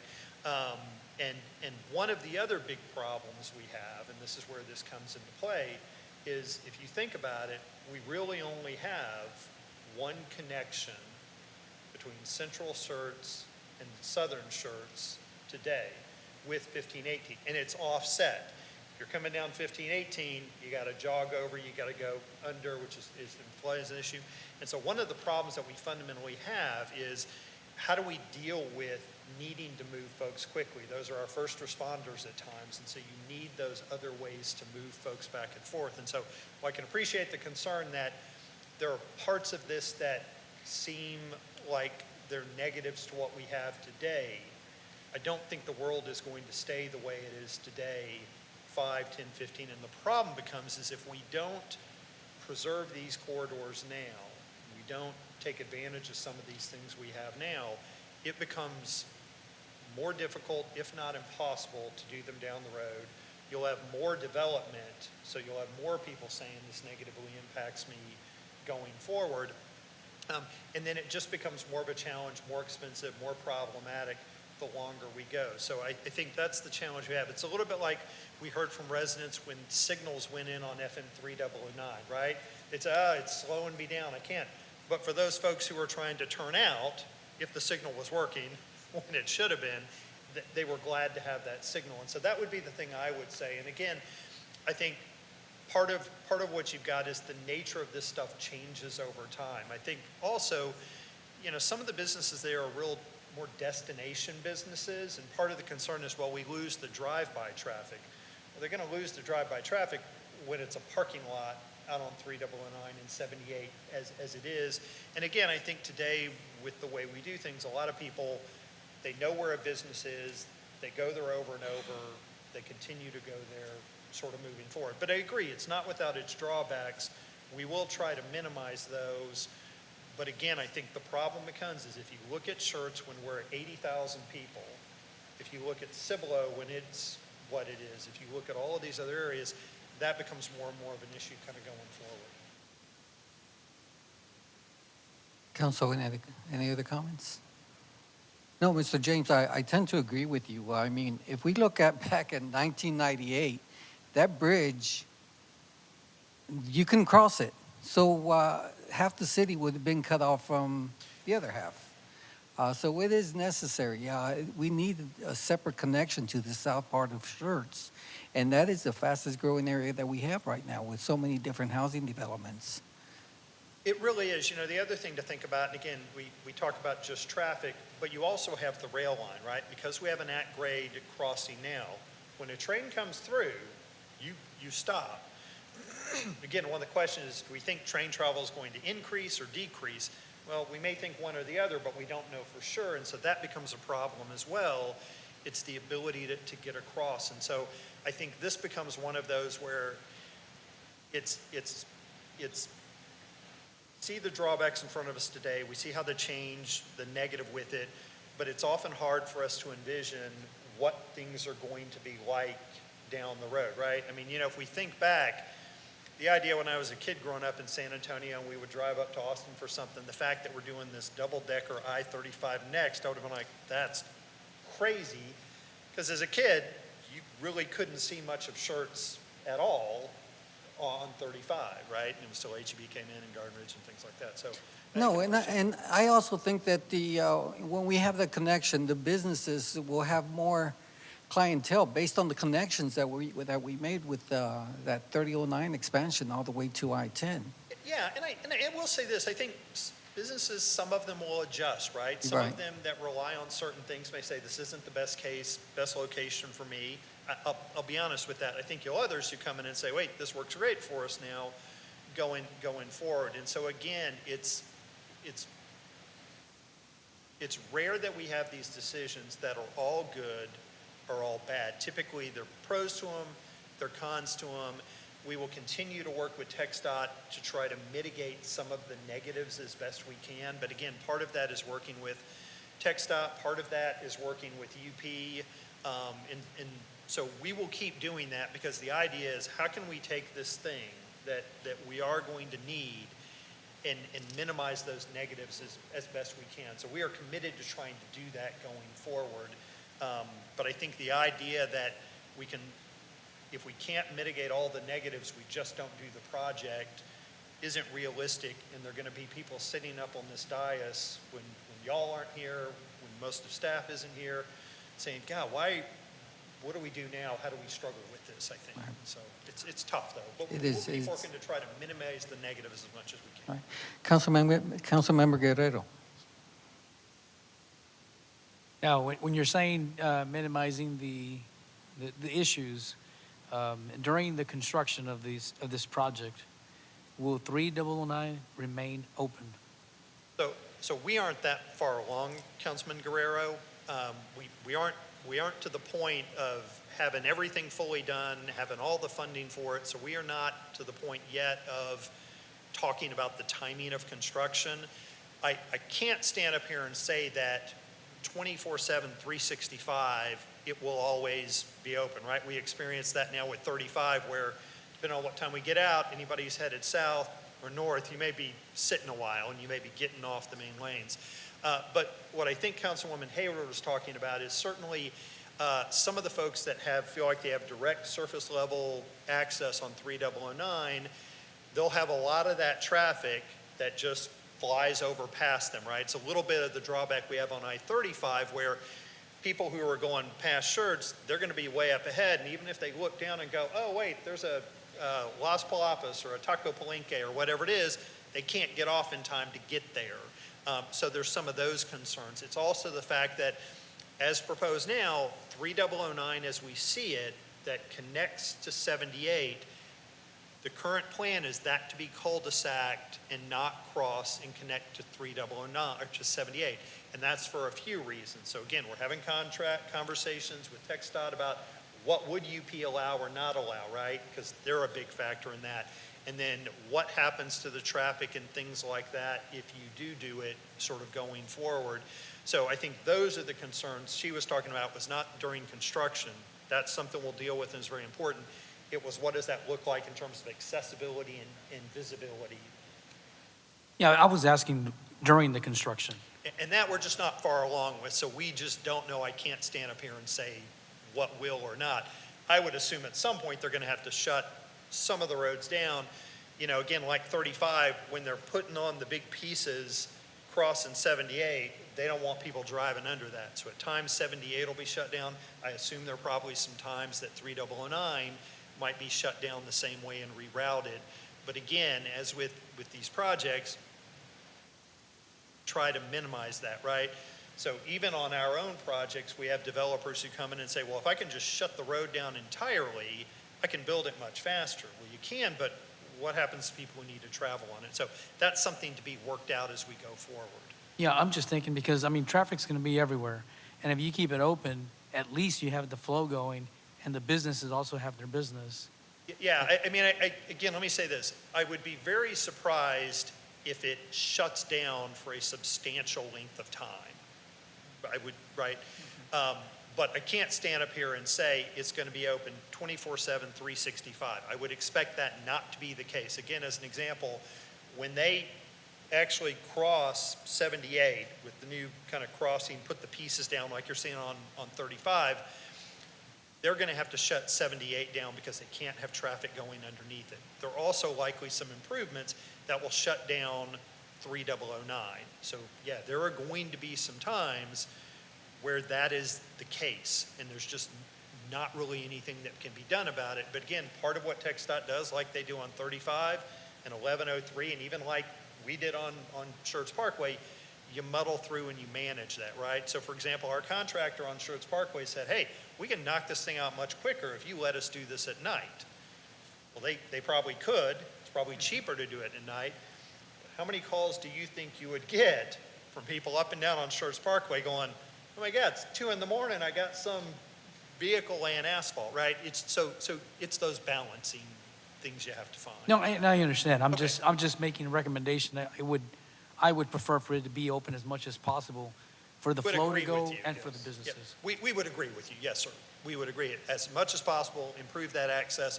We've certainly seen the challenges some other cities have had with commercial areas, and we want to learn from that and try to avoid that. Mayor Pro Tem Hayward? The project is going to be 5, 10, 15 years down the road. It's not happening like tomorrow, correct? It's not happening tomorrow. Again, I would hope it's not 15 years down the road. Well, but it might be, could, right? Until, yeah. you know, with everything going on in the larger in terms of federal funding, who knows? But again, the challenges, like Councilman Guerrero brought up, the longer we go, the harder these things get and the worse they get. And so at some point, the quicker we can get in, bite the bullet and do it, the better off we are with that.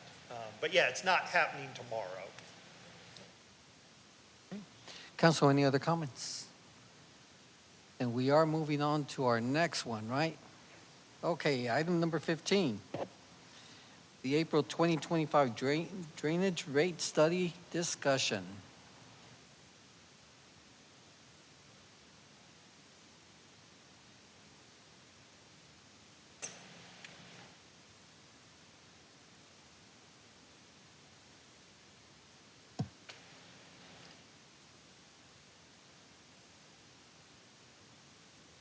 Good evening, Mayor, Council, and Mr. Williams. Larry Bush, Director of Public Works. With me, I have Kevin Anderson, Drainage Supervisor in Public Works, and this is a presentation on the Drainage Utility System Workshop. I just wanted to give you a little, didn't put a slide in here, wanted to give you a little heads up of where we're heading today. So again, just kind of let everybody know what a drainage utility system is. Not everybody's familiar with it. The Drainage Department kind of history, where we are today, what kind of services we provide. And then ultimately, we're kind of looking for make sure we're in line with council on some assumptions to go into a drainage rate study so we can evaluate where we are, where the department wants to go, and what it'll take to do that. So again, the Drainage Utility System Act is what establishes municipal drainage utility systems. We are one. We established it back in 2003.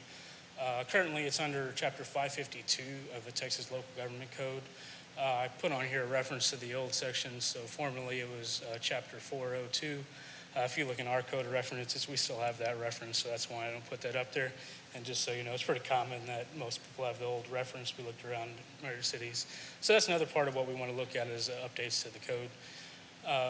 Just kind of in general, drainage system, won't read all these definitions, but basically it's anything from benefited properties down to where that flow goes ultimately to state waters, right? And so that is what we're charged with to maintain with the drainage utility system, and a user is just any property owners, that's residential and commercial properties. And then you saw that benefited property, so that's what that, it's a approved lot or tract according to this statute, and I included this definition for public utility service as well, or public utility, and that's just because, so this same section of code is much like the water and wastewater rates and requirements. It comes from that act as well, and so just to let you know that kind of the drainage utility system, although it's a lot quieter, it's a lot smaller, department is, it's just this little fee on your water bill, right? We do have the same responsibilities for maintenance for that, and so it is a big deal. Again, service area, so that's a lot of words. Basically, the service area for municipality our size is our annexed area, and so it doesn't generally include the extra ETJ.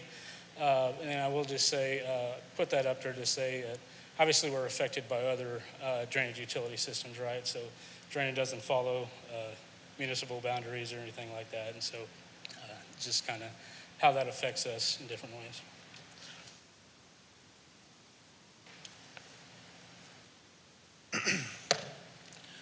The drainage department began in 2003.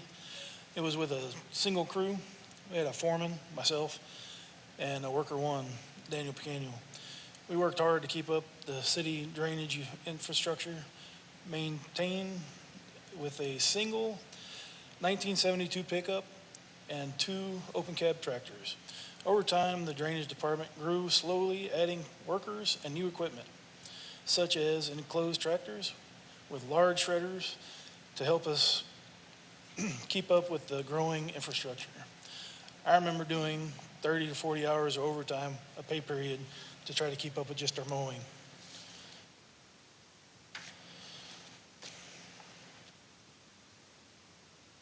Today, the department has grown into 8 personnel, a supervisor, myself, 2 worker 2s, and 5 worker 1s. The equipment is expanded as well, having multiple trucks, tractors, shredders, mowers, and specialized equipment such as a boom mower, skid steer with a grinder head on it.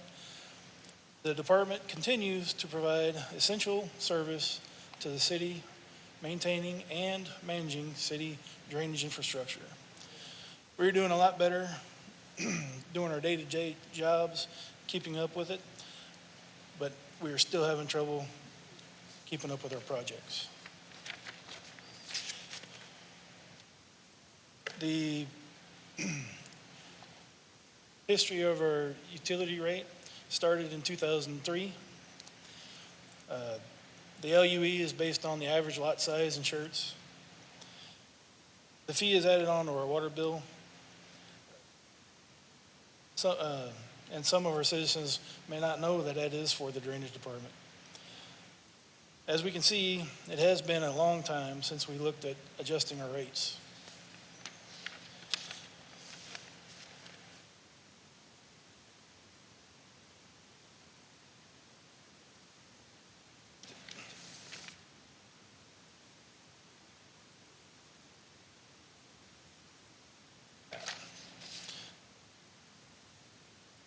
These are some of the projects we've worked on between 2017 and the current.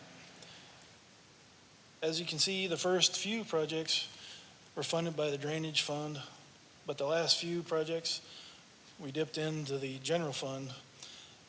And the current project, we were fully funded from the general fund.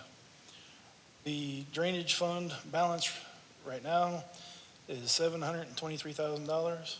We would like to keep a minimal fund balance of 26%, which does not leave us enough money for our projects.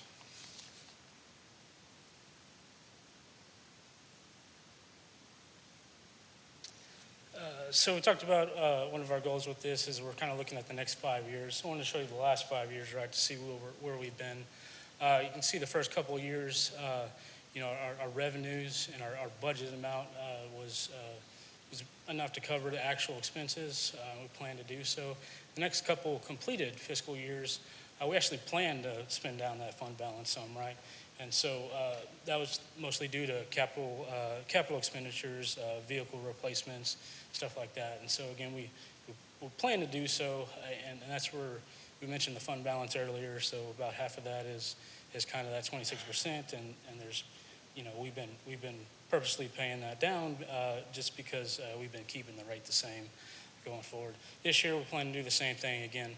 You can see it's largely because of just some capital costs included, and then some professional service things we were wanting to get done for future projects.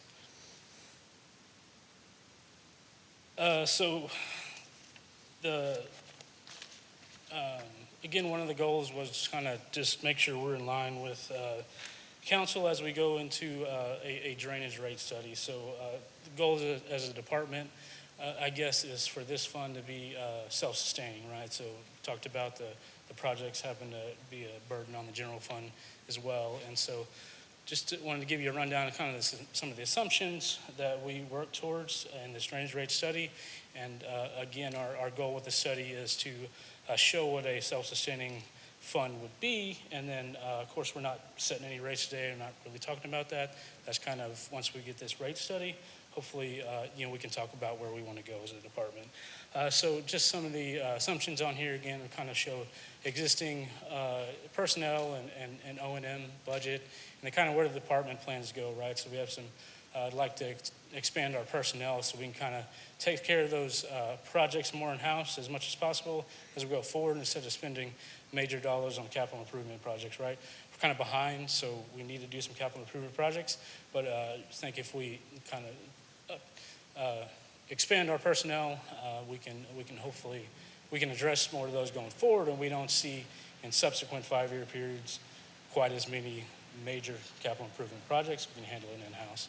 Again, O&M, the same thing. There's just increase, so we'll be able to do more work with less money, and just that's a lower dollar value again than the projects going forward. Again, just kind of show you the existing and proposed capital costs. And so the drainage division, actually Public Works as a whole, we haven't really turned over equipment as fast as we would hope. It's specialized equipment. It gets used hard a lot, right? So it works. And so our goal, and we've worked with internal services to kind of work on getting this replacement program back online for our divisions.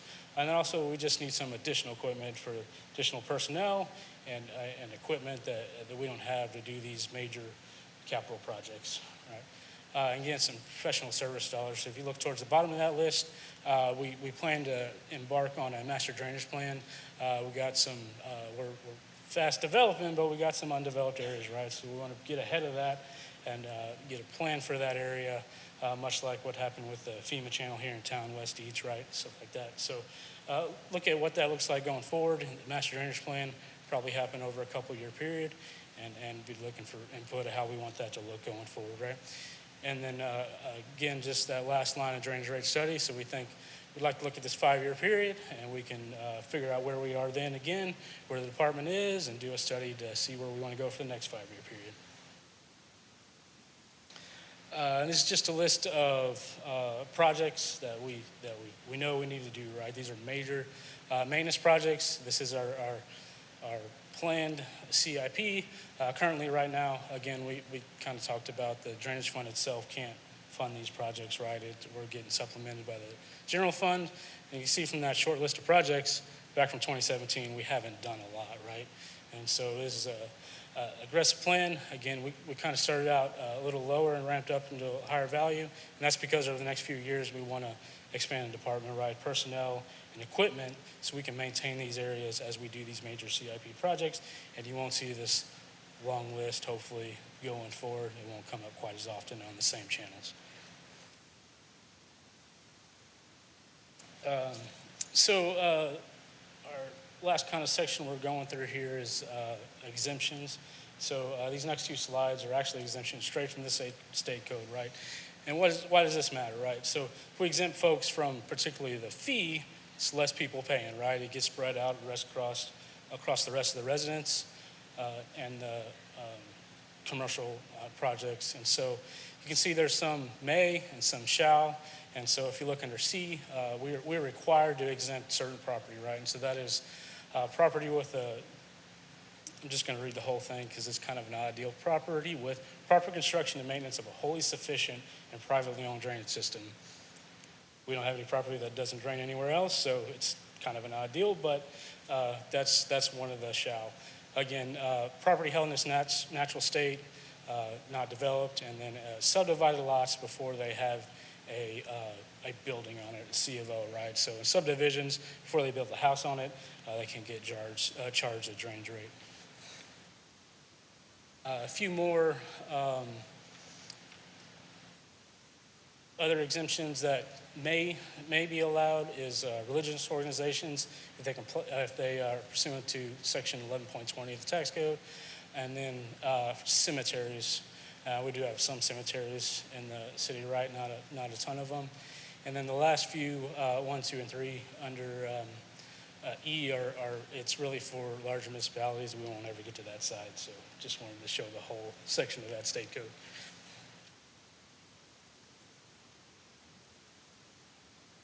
These are our current exemptions. State, county, municipal, and federal owned parcels, schools, Schertz Housing Authority, cemetery lots with exemption below.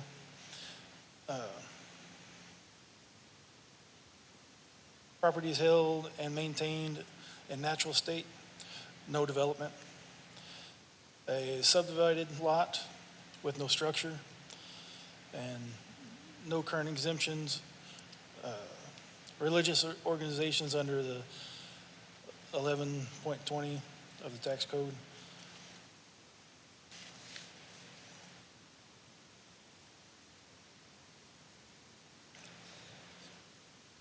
So kind of sum it all up, I wanted to talk to you about where we were today, right, and where we're going. So we want to do this drainage rate study. We're actually would like to use the same folks to do our water wastewater study, so it's kind of apples to apples. Understand the city, understand where we're going. The planned costs we kind of showed in the tables earlier are kind of a self-sustaining drainage fund, right? And it's a goal of the department. Depending upon what that looks like, of course, we need to come back to adjust that rate if we decide to, and that would be a conversation.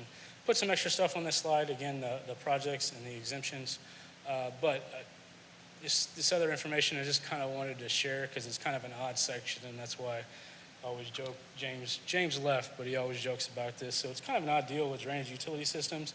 In order to update to establish the ordinance and update the fee, the code says that you have to publish the full ordinance 3 times in a newspaper going forward, right? So the full thing 3 times. And that's what we've done in the past with our drainage rate, right?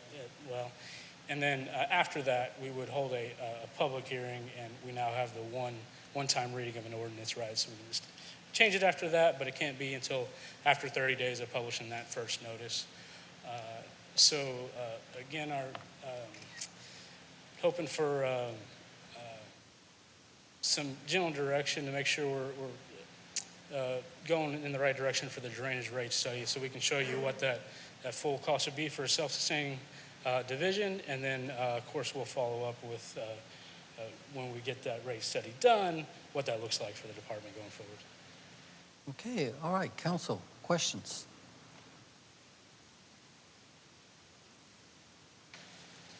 You can go back to slide 16 for me. Well, first I'd like to say thank you to you and your crew, because I don't think people realize that flooding is the only thing that we can help mitigate before it actually happens. You know, we can't control a tornado hitting us or anything like that, but cleaning the creek and doing what you're doing, mowing the creeks here that we have, actually, if we had that rainstorm that people are experiencing in the east, our residents will be having that. So we're preparing for the worst by your actions that you do on a daily basis in cleaning the creeks and doing what you have to do, and I appreciate that. And I don't think our residents fully understand until it actually happens. But if on this slide here, just 30 days or more before a public hearing, we had a trash issue that we more or less notified, and we discussed this in January the 21st, more than 60 days. Do you think 30 days is enough? Or do you think we should have more time to get the public input on this? So that the statute just requires that the first publishing has to be at least 30 days before. And again, it has to be done 3 times. And so that could be a longer time period as long as we don't hold that public hearing within the 30 days of the first notice. So the public hearing has to occur within 30 days after it's been posted here, but we can actually notify our residents of potential rate increases 2 or 3 months before this 30 days comes up.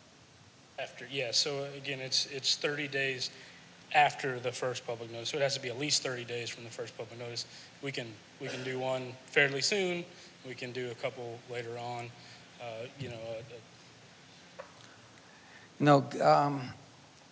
Steve, maybe you can help with this one, because communication seems to be the issue all the time, because people are not going to get notified. They're going to overlook the newspaper, the magazine, social media, whatever it is. Someone will not get the notice. I would agree with you, Mayor. Let me jump in on this, because I think you probably went a path that Larry is going. That wasn't what I intended with this. I think what they were really trying to point out is this ordinance, unlike any other that I'm aware of, and the city attorney can chime in, requires you to publish it 3 times, the entire ordinance in the paper.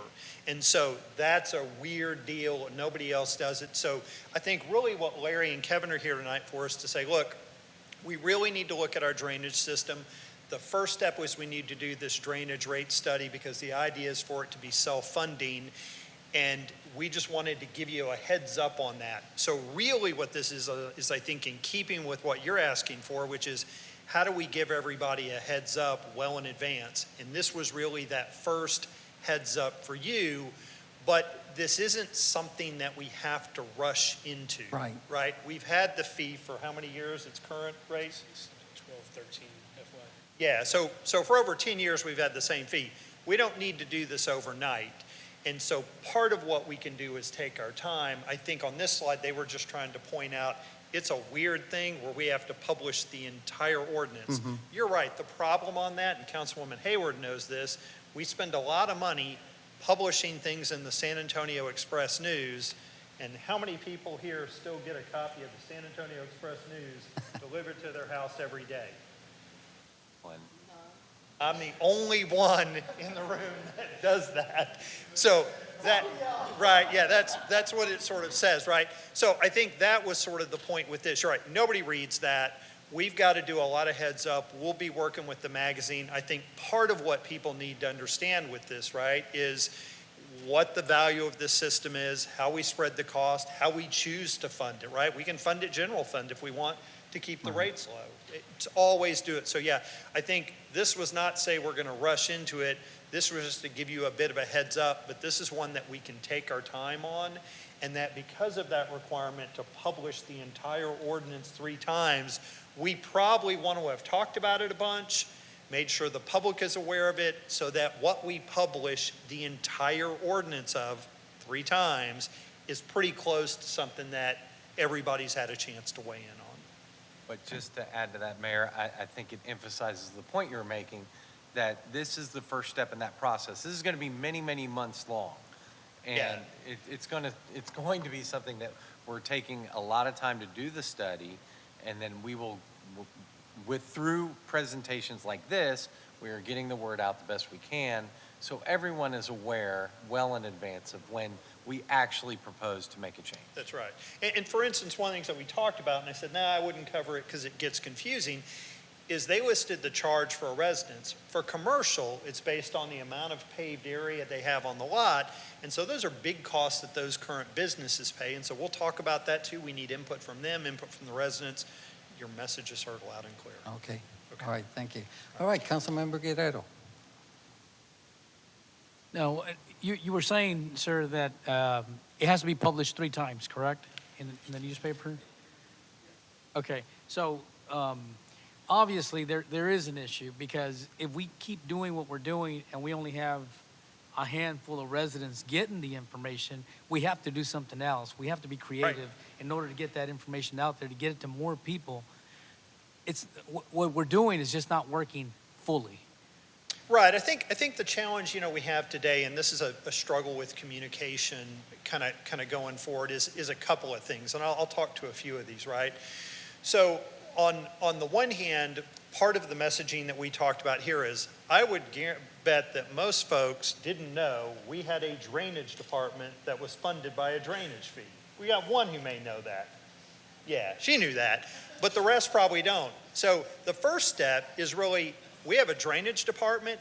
This is what they do. This is why what they do is important. These are the kind of things they do. That gives us a starting point. Then it's talking about what the costs are and things like that.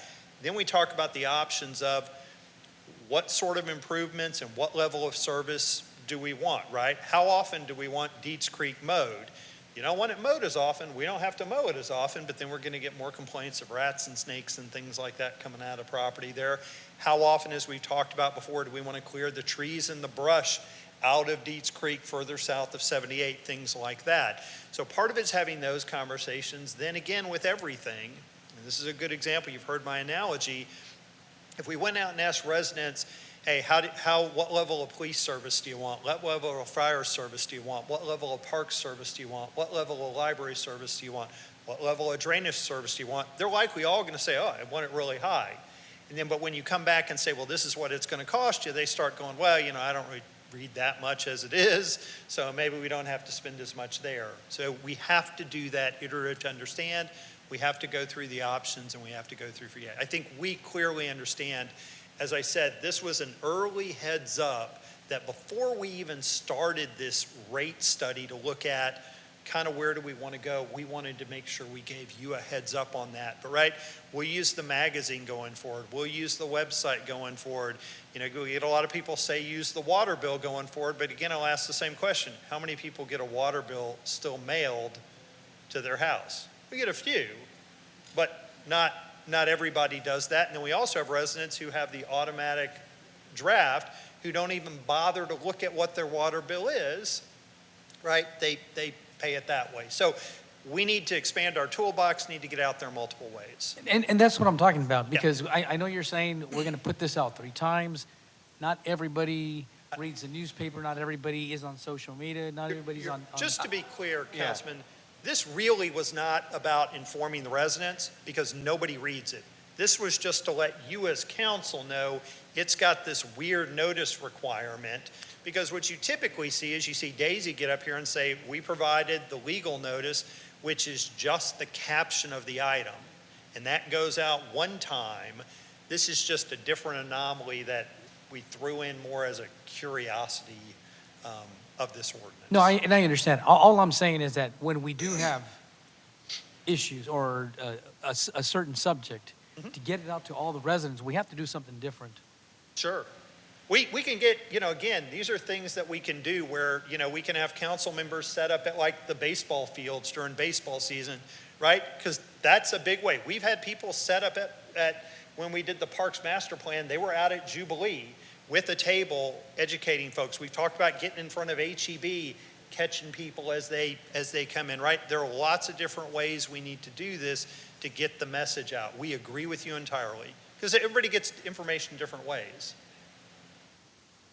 Council, any other comments? My only question is, it's got to go in the San Antonio News, Yes, not our magazine.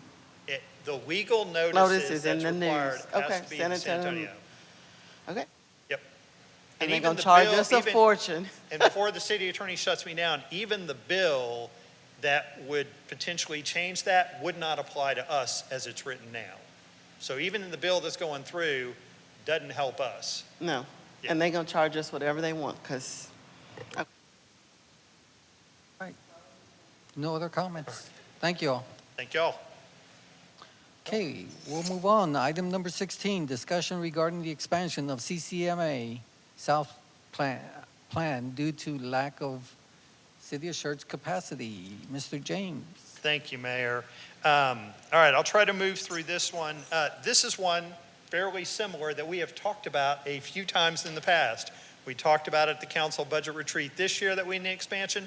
We talked about it last year that we needed an expansion, but this has really sort of come home that we need to move and move and move and move quickly.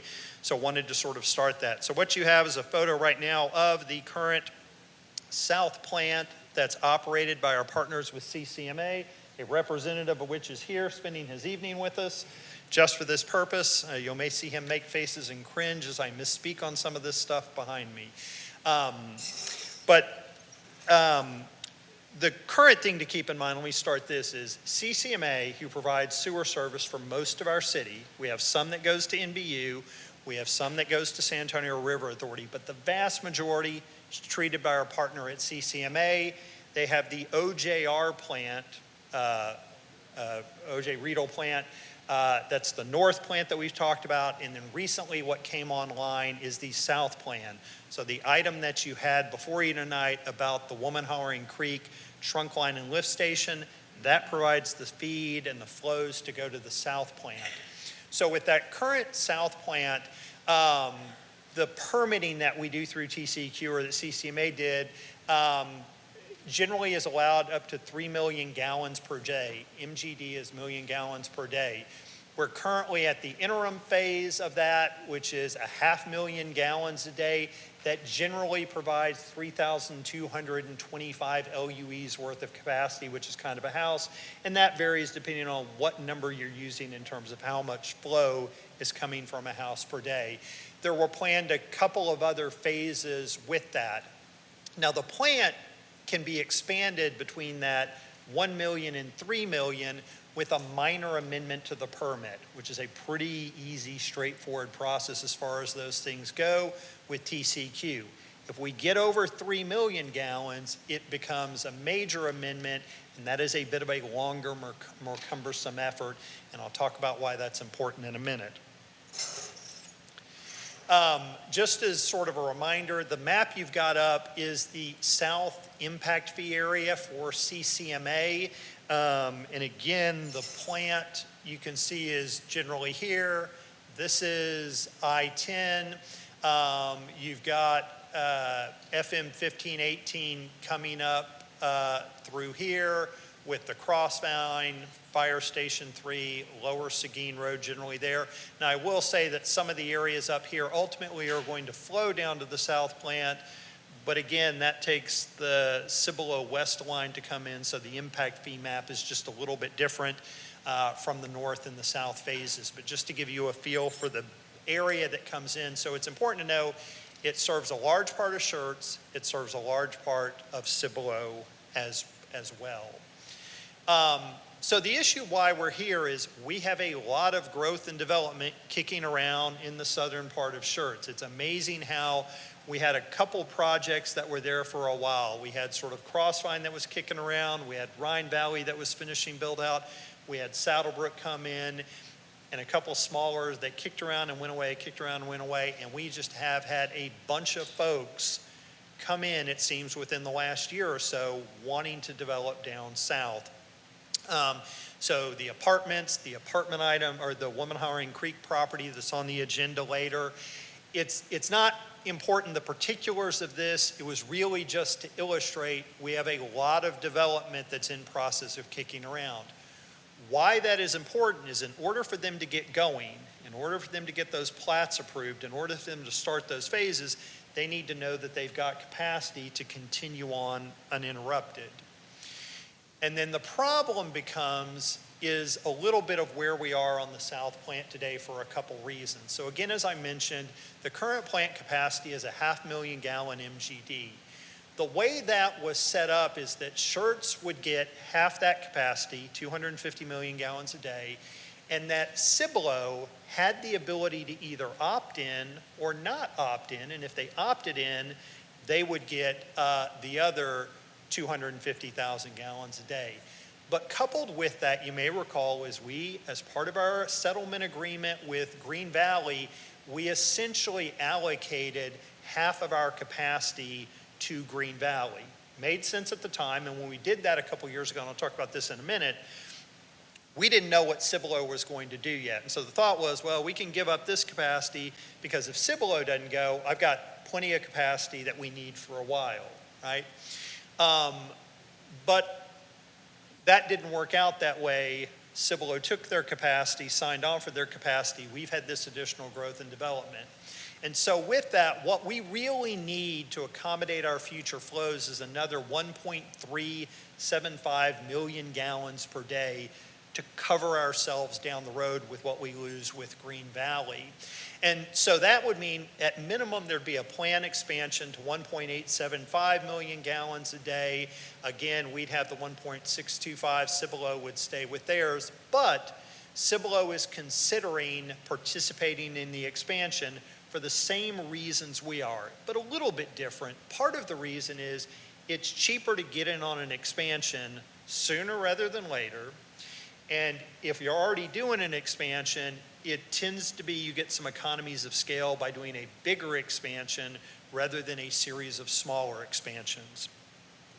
And so with that, and this is again, just to give you an order of magnitude with things, is that it's possible that with the expansion, Cibolo would want to join in.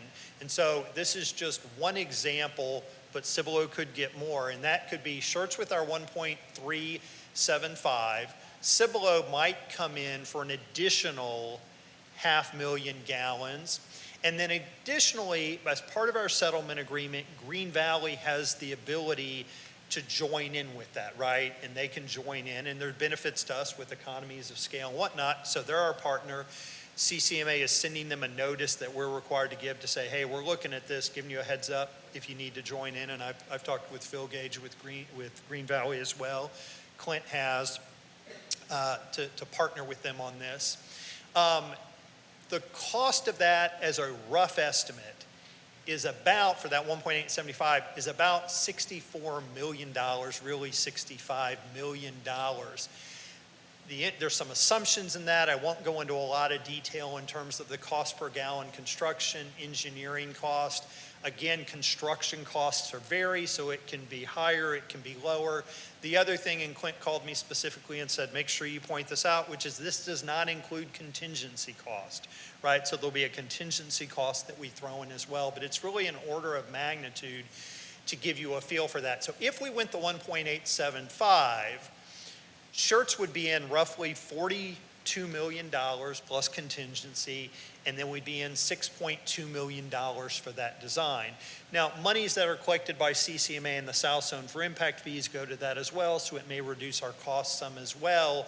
So for that expansion, we're looking at about $50 million plus or minus with some contingency, just as an order of magnitude, right? And so don't get latched on and said, Brian James said it was 50 million. This is to give you a ballpark to understand, and these are the things that we've sort of know. Again, you had a Womenhoring Creek trunk line project and lift station that we're up almost $14 million on. But again, it all depends on a number of factors. And again, if Cibolo were to opt in for more, GVC would opt in for more, the overall cost would go up. But again, we kind of have our capacity, and so generally our capacity or our cost would stay the same. Maybe we get some economies of scale and it brings down our cost a bit. And so that's a good thing if everybody joins in. If everybody joins in to the point that it gets over that 3 million, then there's a little bit of a longer process in terms of this TCEQ permitting. And so again, on some hand, we're hoping we don't go over that. But everybody needs to make a good informed long-term decision for the community. And so here's some sort of timeline and next steps. So Cibolo and Schertz with CCMA are going to seek GVSUD's request, see if they have a couple of things. If they want to join in on the plant expansion. The estimate at the time thrown together was 6 to 12 months for amending the funding agreement, right? You may remember, some who've been on a while, the tri-party funding agreement of how we pay for this. You've got, a year and a half, almost 2 years or so of design. We've got to advertise for it, and then we go under construction with 2.5 years. So again, rough order of magnitude that we're looking at is, 4, 5, a little bit longer potentially on the project. So because of that time frame, we need to really get going on this one to get moving. So we want to give you a heads up on the particular after we have mentioned it a couple times at the strategic budgeting retreats. But the other part of this that I mentioned is with the Woman-Hollering trunk line coming on and starting flows, we've basically used up our capacity. Again, remember, we could have had 500,000 gallons, but we did with Green Valley at the time to give them 125,000. And then what happened, you may remember, is a little over a year ago, Cibolo opted in for their half of it. So instead of a situation where we could have been sitting there with the full 500,000 and paying for the full cost of that, we're really capped now at 125,000 gallons, and because of this development and the pace, we're out of capacity. So the other effort that we need to do, and we've started these conversations, is we need to go to both Green Valley and to Cibolo and say, we need to acquire some of your capacity for the interim till we get the expansion done to cover development that we have. Now, part of it you may think about, well, how does Cibolo even get into the plant? They don't get into the plant today. They would have to construct a line to get there, so it's a while before they get there. Green Valley has some rights to come in through us, but again, our belief on this is, not that it's not going to cost us, because it will cost us to use that, but we can try to find ways to expand the pie, to find some win-win deals on how we do this going forward. But essentially what we've got to do is go out to both Cibolo and Green Valley and say, hey, we really need on an interim basis to get some of that capacity back. Ideally, we'd like to get an additional 300,000 gallons per day. So we've mentioned that to both of them. Again, didn't get a negative reaction to it, but it devil's in the details, how we need to hash that out going forward. And if we don't, or anything beyond that, those subsequent development, they would have to lift it up to the OJR plant, which is further, it's more expensive. Again, when we got the plant expanded, got the capacity, those would be throwaway costs, so it's not really to our advantage to do that, as I said, going forward. And so the two things we just really wanted to inform you about tonight is we are really getting underway and pushing hard to get the expansion plan moving. Now, those agreements would have to obviously come to you. We'll stipulate the cost with it like the last one would, but we didn't want you to be caught off guard, particularly with the price of this. But again, this is what we're about. We provide infrastructure. It's what we have to do. The other part of it is just get a nod of heads for folks to say, yep, go out and work to come back with agreements to acquire some of that capacity. Again, understand the devil's in the detail, but we need to do that. We need to keep things moving, and so come back and see what we can do with that going forward. And so just looking for nods of heads, answer questions that you've got, understanding all of these things would come back. It's not a final decision. So I tried to move through fairly quickly to then be able to take questions and things like that from you on this. All right, Council.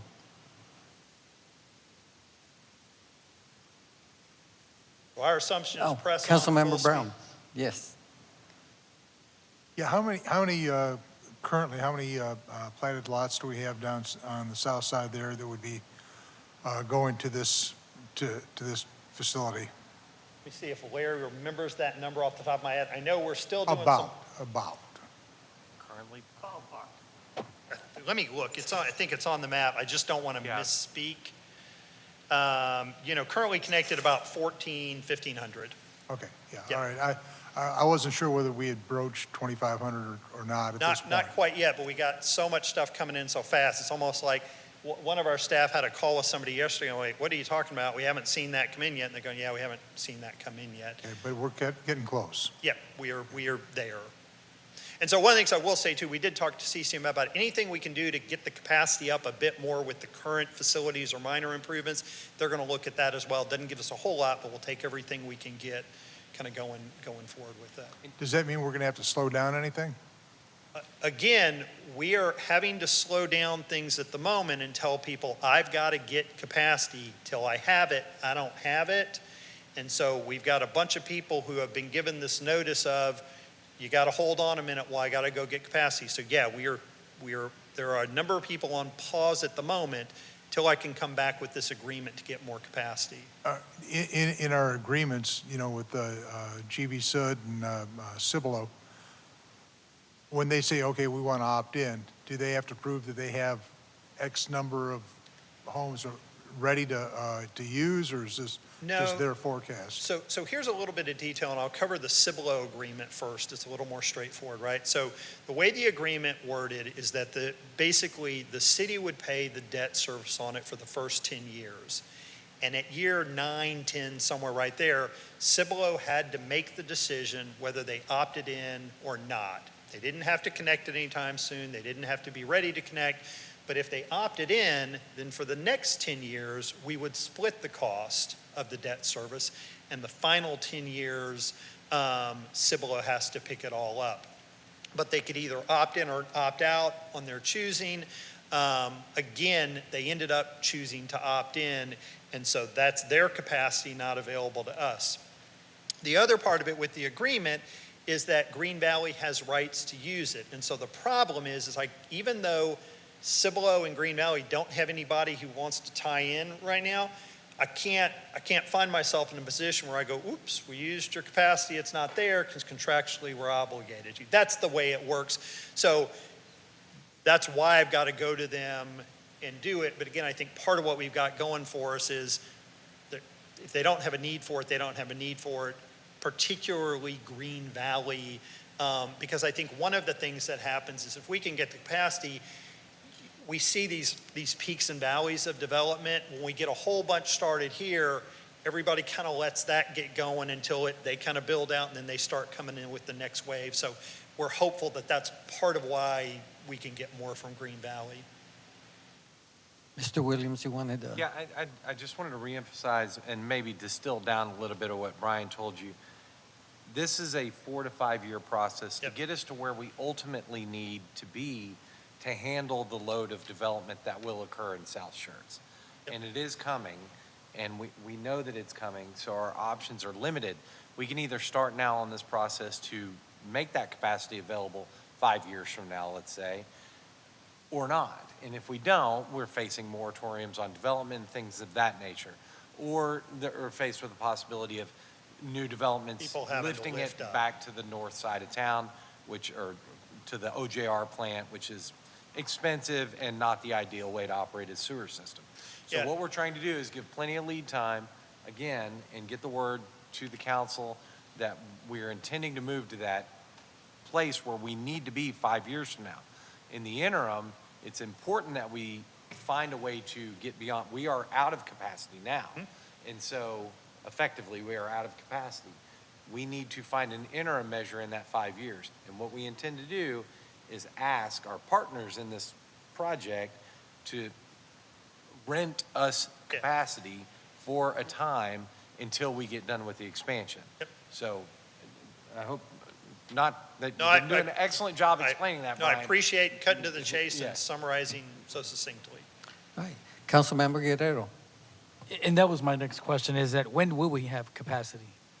when will we have capacity? Yes. So again, we're going to be sitting down, we've already talked to them, an initial sitting down, once we had this with Green Valley and Cibolo to see how fast we can go. I would think we can go faster with Green Valley, so you'll probably see a Green Valley agreement come in sooner and then Cibolo coming on after the fact. Cibolo, I believe, is planning to talk to their council next month about this plan expansion and the whole thing as well. But my hope is that I can get back to you ideally with an agreement with Green Valley for you guys to approve in June. Mayor Pro Tem Hayward. When you're saying this will get us to capacity and beyond, are we looking at some of this where some of these bills that are in Austin, if they pass, does this give us enough leeway to protect us if some of that happens, or is just for what we know that's coming? It's kind of what we're anticipating now, right? If these bills come through that basically say there's no minimum lot size that the city can impose, then yeah, we would anticipate a greater density of development, and we're probably back at the table saying, how does that change? Do we want to jump in with more now? Do we want to go with this knowing that this won't cover us entirely and we would have to go with an expansion? We'll have to make that decision when it comes to it. And that's, I think, kind of what's challenged on this. There's so many moving parts. You make a decision now, a new factor changes, and you're revisiting it. And when you're talking about moratorium, there's a bill now that's moving that's going to stop that. Yeah, I for mean, cities. folks would effectively have to go up north to OJR, which is where they'd have to go, right? There's capacity up there. Ironically, it's just getting there is not as cost effective as going south, and that's a throwaway cost, and we don't want to be throwing away money for us, for developers, anything like that, which is why it's good for us to get the capacity down south. Councilmember Brown. Yeah, and I just want to say, I understand totally that just because we have 1,500 homes on the books, they're not building 1,500 homes in a year. I mean, if we get 150 a year, I mean, that would be pretty exceptional. 200 would really be exceptional. Right. And so I realize that there's time. We're not going to need this next year, but I want to make sure that the numbers pan out in 5 years. Exactly. And this is really where this challenge comes in, right? We know that the houses move slowly. Those who've been on the TERS board, we see the lots being platted, we hear the numbers. At times it goes slower, at times it goes faster. They're not all coming in. But the challenge is to plat that, we've got to make sure that we've got the capacity available. So again, this is one where we've got to be ahead of the curve to have that capacity, which is why we're in such a rush now. Okay. So if not, we'll proceed with Yes, I think we got it. Let's got move thumbs up forward. on both those. Yeah. Okay. All right. With that, we'll go back to item number 10, resolution number 25R021. Authorize the approval of a development agreement with BFR LLC for approximately 30-acre tract at FM 1518 and Wilman Howling Road. Thank you, Mayor. So, we've tabled this for a number of months. Partly it was to work out what we thought were the deal points of this, and then partly when we said, wait a minute, we don't have the capacity to take it on, we delayed a little bit for that. So I certainly appreciate the patience of the developer. This has not been easy for them. What I handed out to you tonight is a revised version that we've worked with them on of the development agreement, sent it up to the city attorney's office as well to look at. But essentially what you'll remember the situation, which is this property is in our CCN for water and sewer. The next item, because of the way our ordinance works, if you're in our CCN but you're not in the city limits, council has to authorize you to provide that service. So the next resolution is the one that authorizes that. This had come to council a number of months ago. There were concerns about doing it. The item didn't move forward. One of the options that seemed like a win-win is to do a development agreement, which is what this item is. It's a development agreement, which is an agreement that you can do with a property before it's in the city limit to basically put in different requirements and stipulations and things like that from both ends. And so what it does in a nutshell is it basically says it says the property can develop not being in the city. They can go through the county for all of the permitting process. But once the project is built, and within a few months after getting their CO, they effectively submit an application for voluntary annexation. And we have the ability to annex or not annex at that point. But what it does is it locks the developer in that says, but we're not going to mess with you in any way while you do that. We're going to allow that to move forward. And even if we annex you, you're going to be considered, your use is going to be considered effectively a conforming use. So if something happens on the property a month after it's built, God forbid, part of it burns down, they need to rebuild, we're not going to say, wait a minute, your zoning doesn't allow it. We're going to say you get to move forward with it going forward. What it also does is it locks them in at the current rate or old rate for for the city's utility impact fees, right? That would have been something that as these things are give and take, they will have to pay the full impact fee, whatever it is for CCMA and SSLGC. We don't control those, we just collect on their behalf.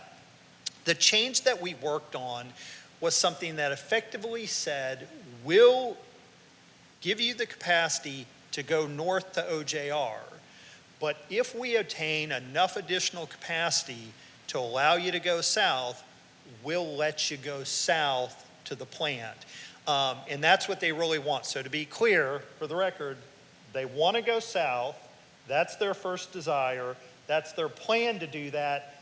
This is really a fallback, worst case scenario if they have to go north. I will say that if we can't work out something where they can go south, we're probably back at the table or maybe even back modifying to say, hey, we thought we'd get it. If we didn't, can we relook at some of this stuff to see going forward? And that seems fair to staff going forward, I think, kind of going forward.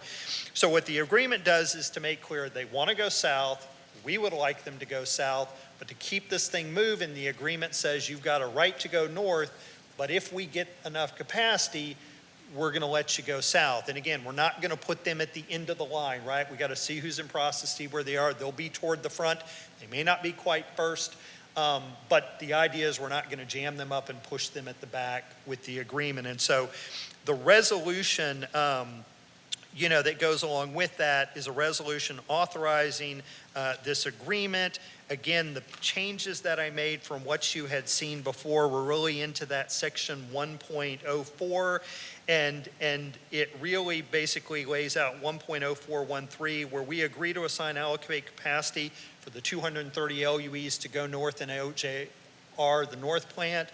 But the one after that is, whereas the city is trying to acquire additional capacity, which we just talked about, that if we get that additional rights and we get enough to let them go, we're going to let them go down south, which is how they ideally would want to go going forward. I think that sort of summarizes the gist of the deal. So I certainly appreciate their patience. We are trying to work with them in fairness.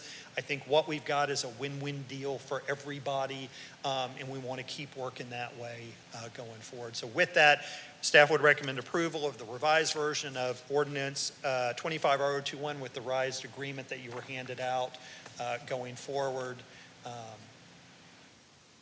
Thank you, Mr. James. Council, questions? Councilmember Davis.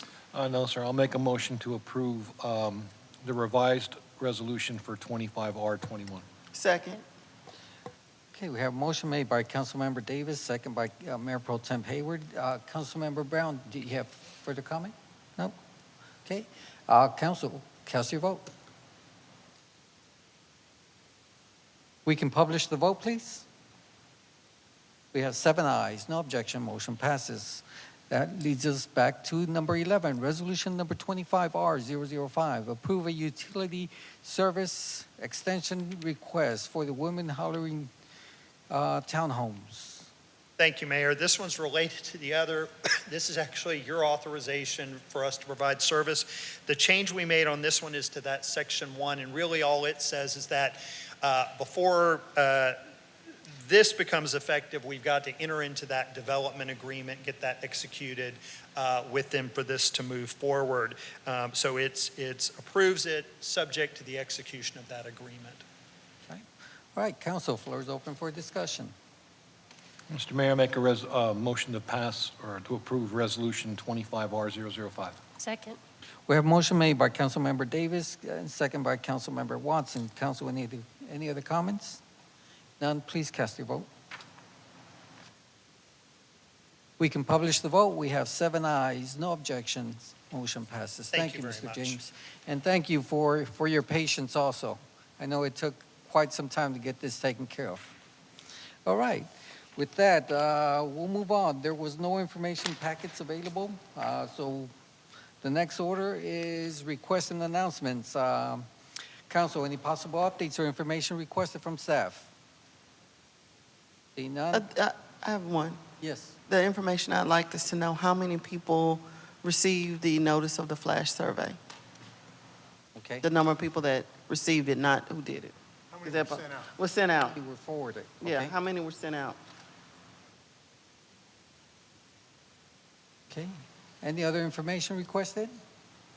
Council, any possible items you'd like on the agenda? Councilmember Davis. Yes, Mr. Mayor, I'd like to have staff give us a workshop on the potential for having or calling for a special election, hopefully this year, based on Local Government Code Section 430117, which deals with the authority to annex unannexed property in our ETJ based on our proximity to an active military installation. Okay, you got it? All right. Any other comments, Council? Councilmember Westbrook. I'd like to maybe place it on the agenda to sort of see if the city council is interested in having a sort of an ad hoc educational committee and our commission, just as an advisory capacity about all things education in the city of Schertz, charters, public schools, homeschool, just sort of maybe put together a committee and just sort of see, I guess, sort of see how the committee views our educational system and what we can do and what the city can or cannot do about it. Mr. Williams, improve can you get further details on that and see what you can work out? Okay. Yes, sir, I will. Right. Any other items? All right, announcements by our council members. Mayor Pro Tem Hayward. So I've been out a while, but I'm only going to mention the things that I've done since I've been back. So I attended the ribbon cutting for Terrific Massage. I did the Southern Municipal Conference. It was very informative to find out that a lot of the southern states are dealing with some of the same issues that we are when it comes to local control from their state capital, and how we work is different. And so just in that, and then doing the TML Leadership Academy, and that is all. The rest of it I've attended. I will get to the city secretary. Councilmember Davis. I had the pleasure of attending the TSAC meeting, sir. Okay. Councilmember Watson. Nothing at this time. Councilmember Macaluso. Yeah, I was able to go out with my wife to the Schertz market, farmer's market that they had the other day. It's obviously the first one they had, so that there's lots of room for growth, but I liked it overall, and some of the vendors we spoke to were pretty happy, and they thought the foot traffic was decent for the first event. So good job to the staff. Councilmember Guerrero. Nothing at this time. Councilmember Westbrook. Nothing at this time, Mayor. Councilmember Brown. Nothing tonight. All right, the time is 8:38. We stand adjourned.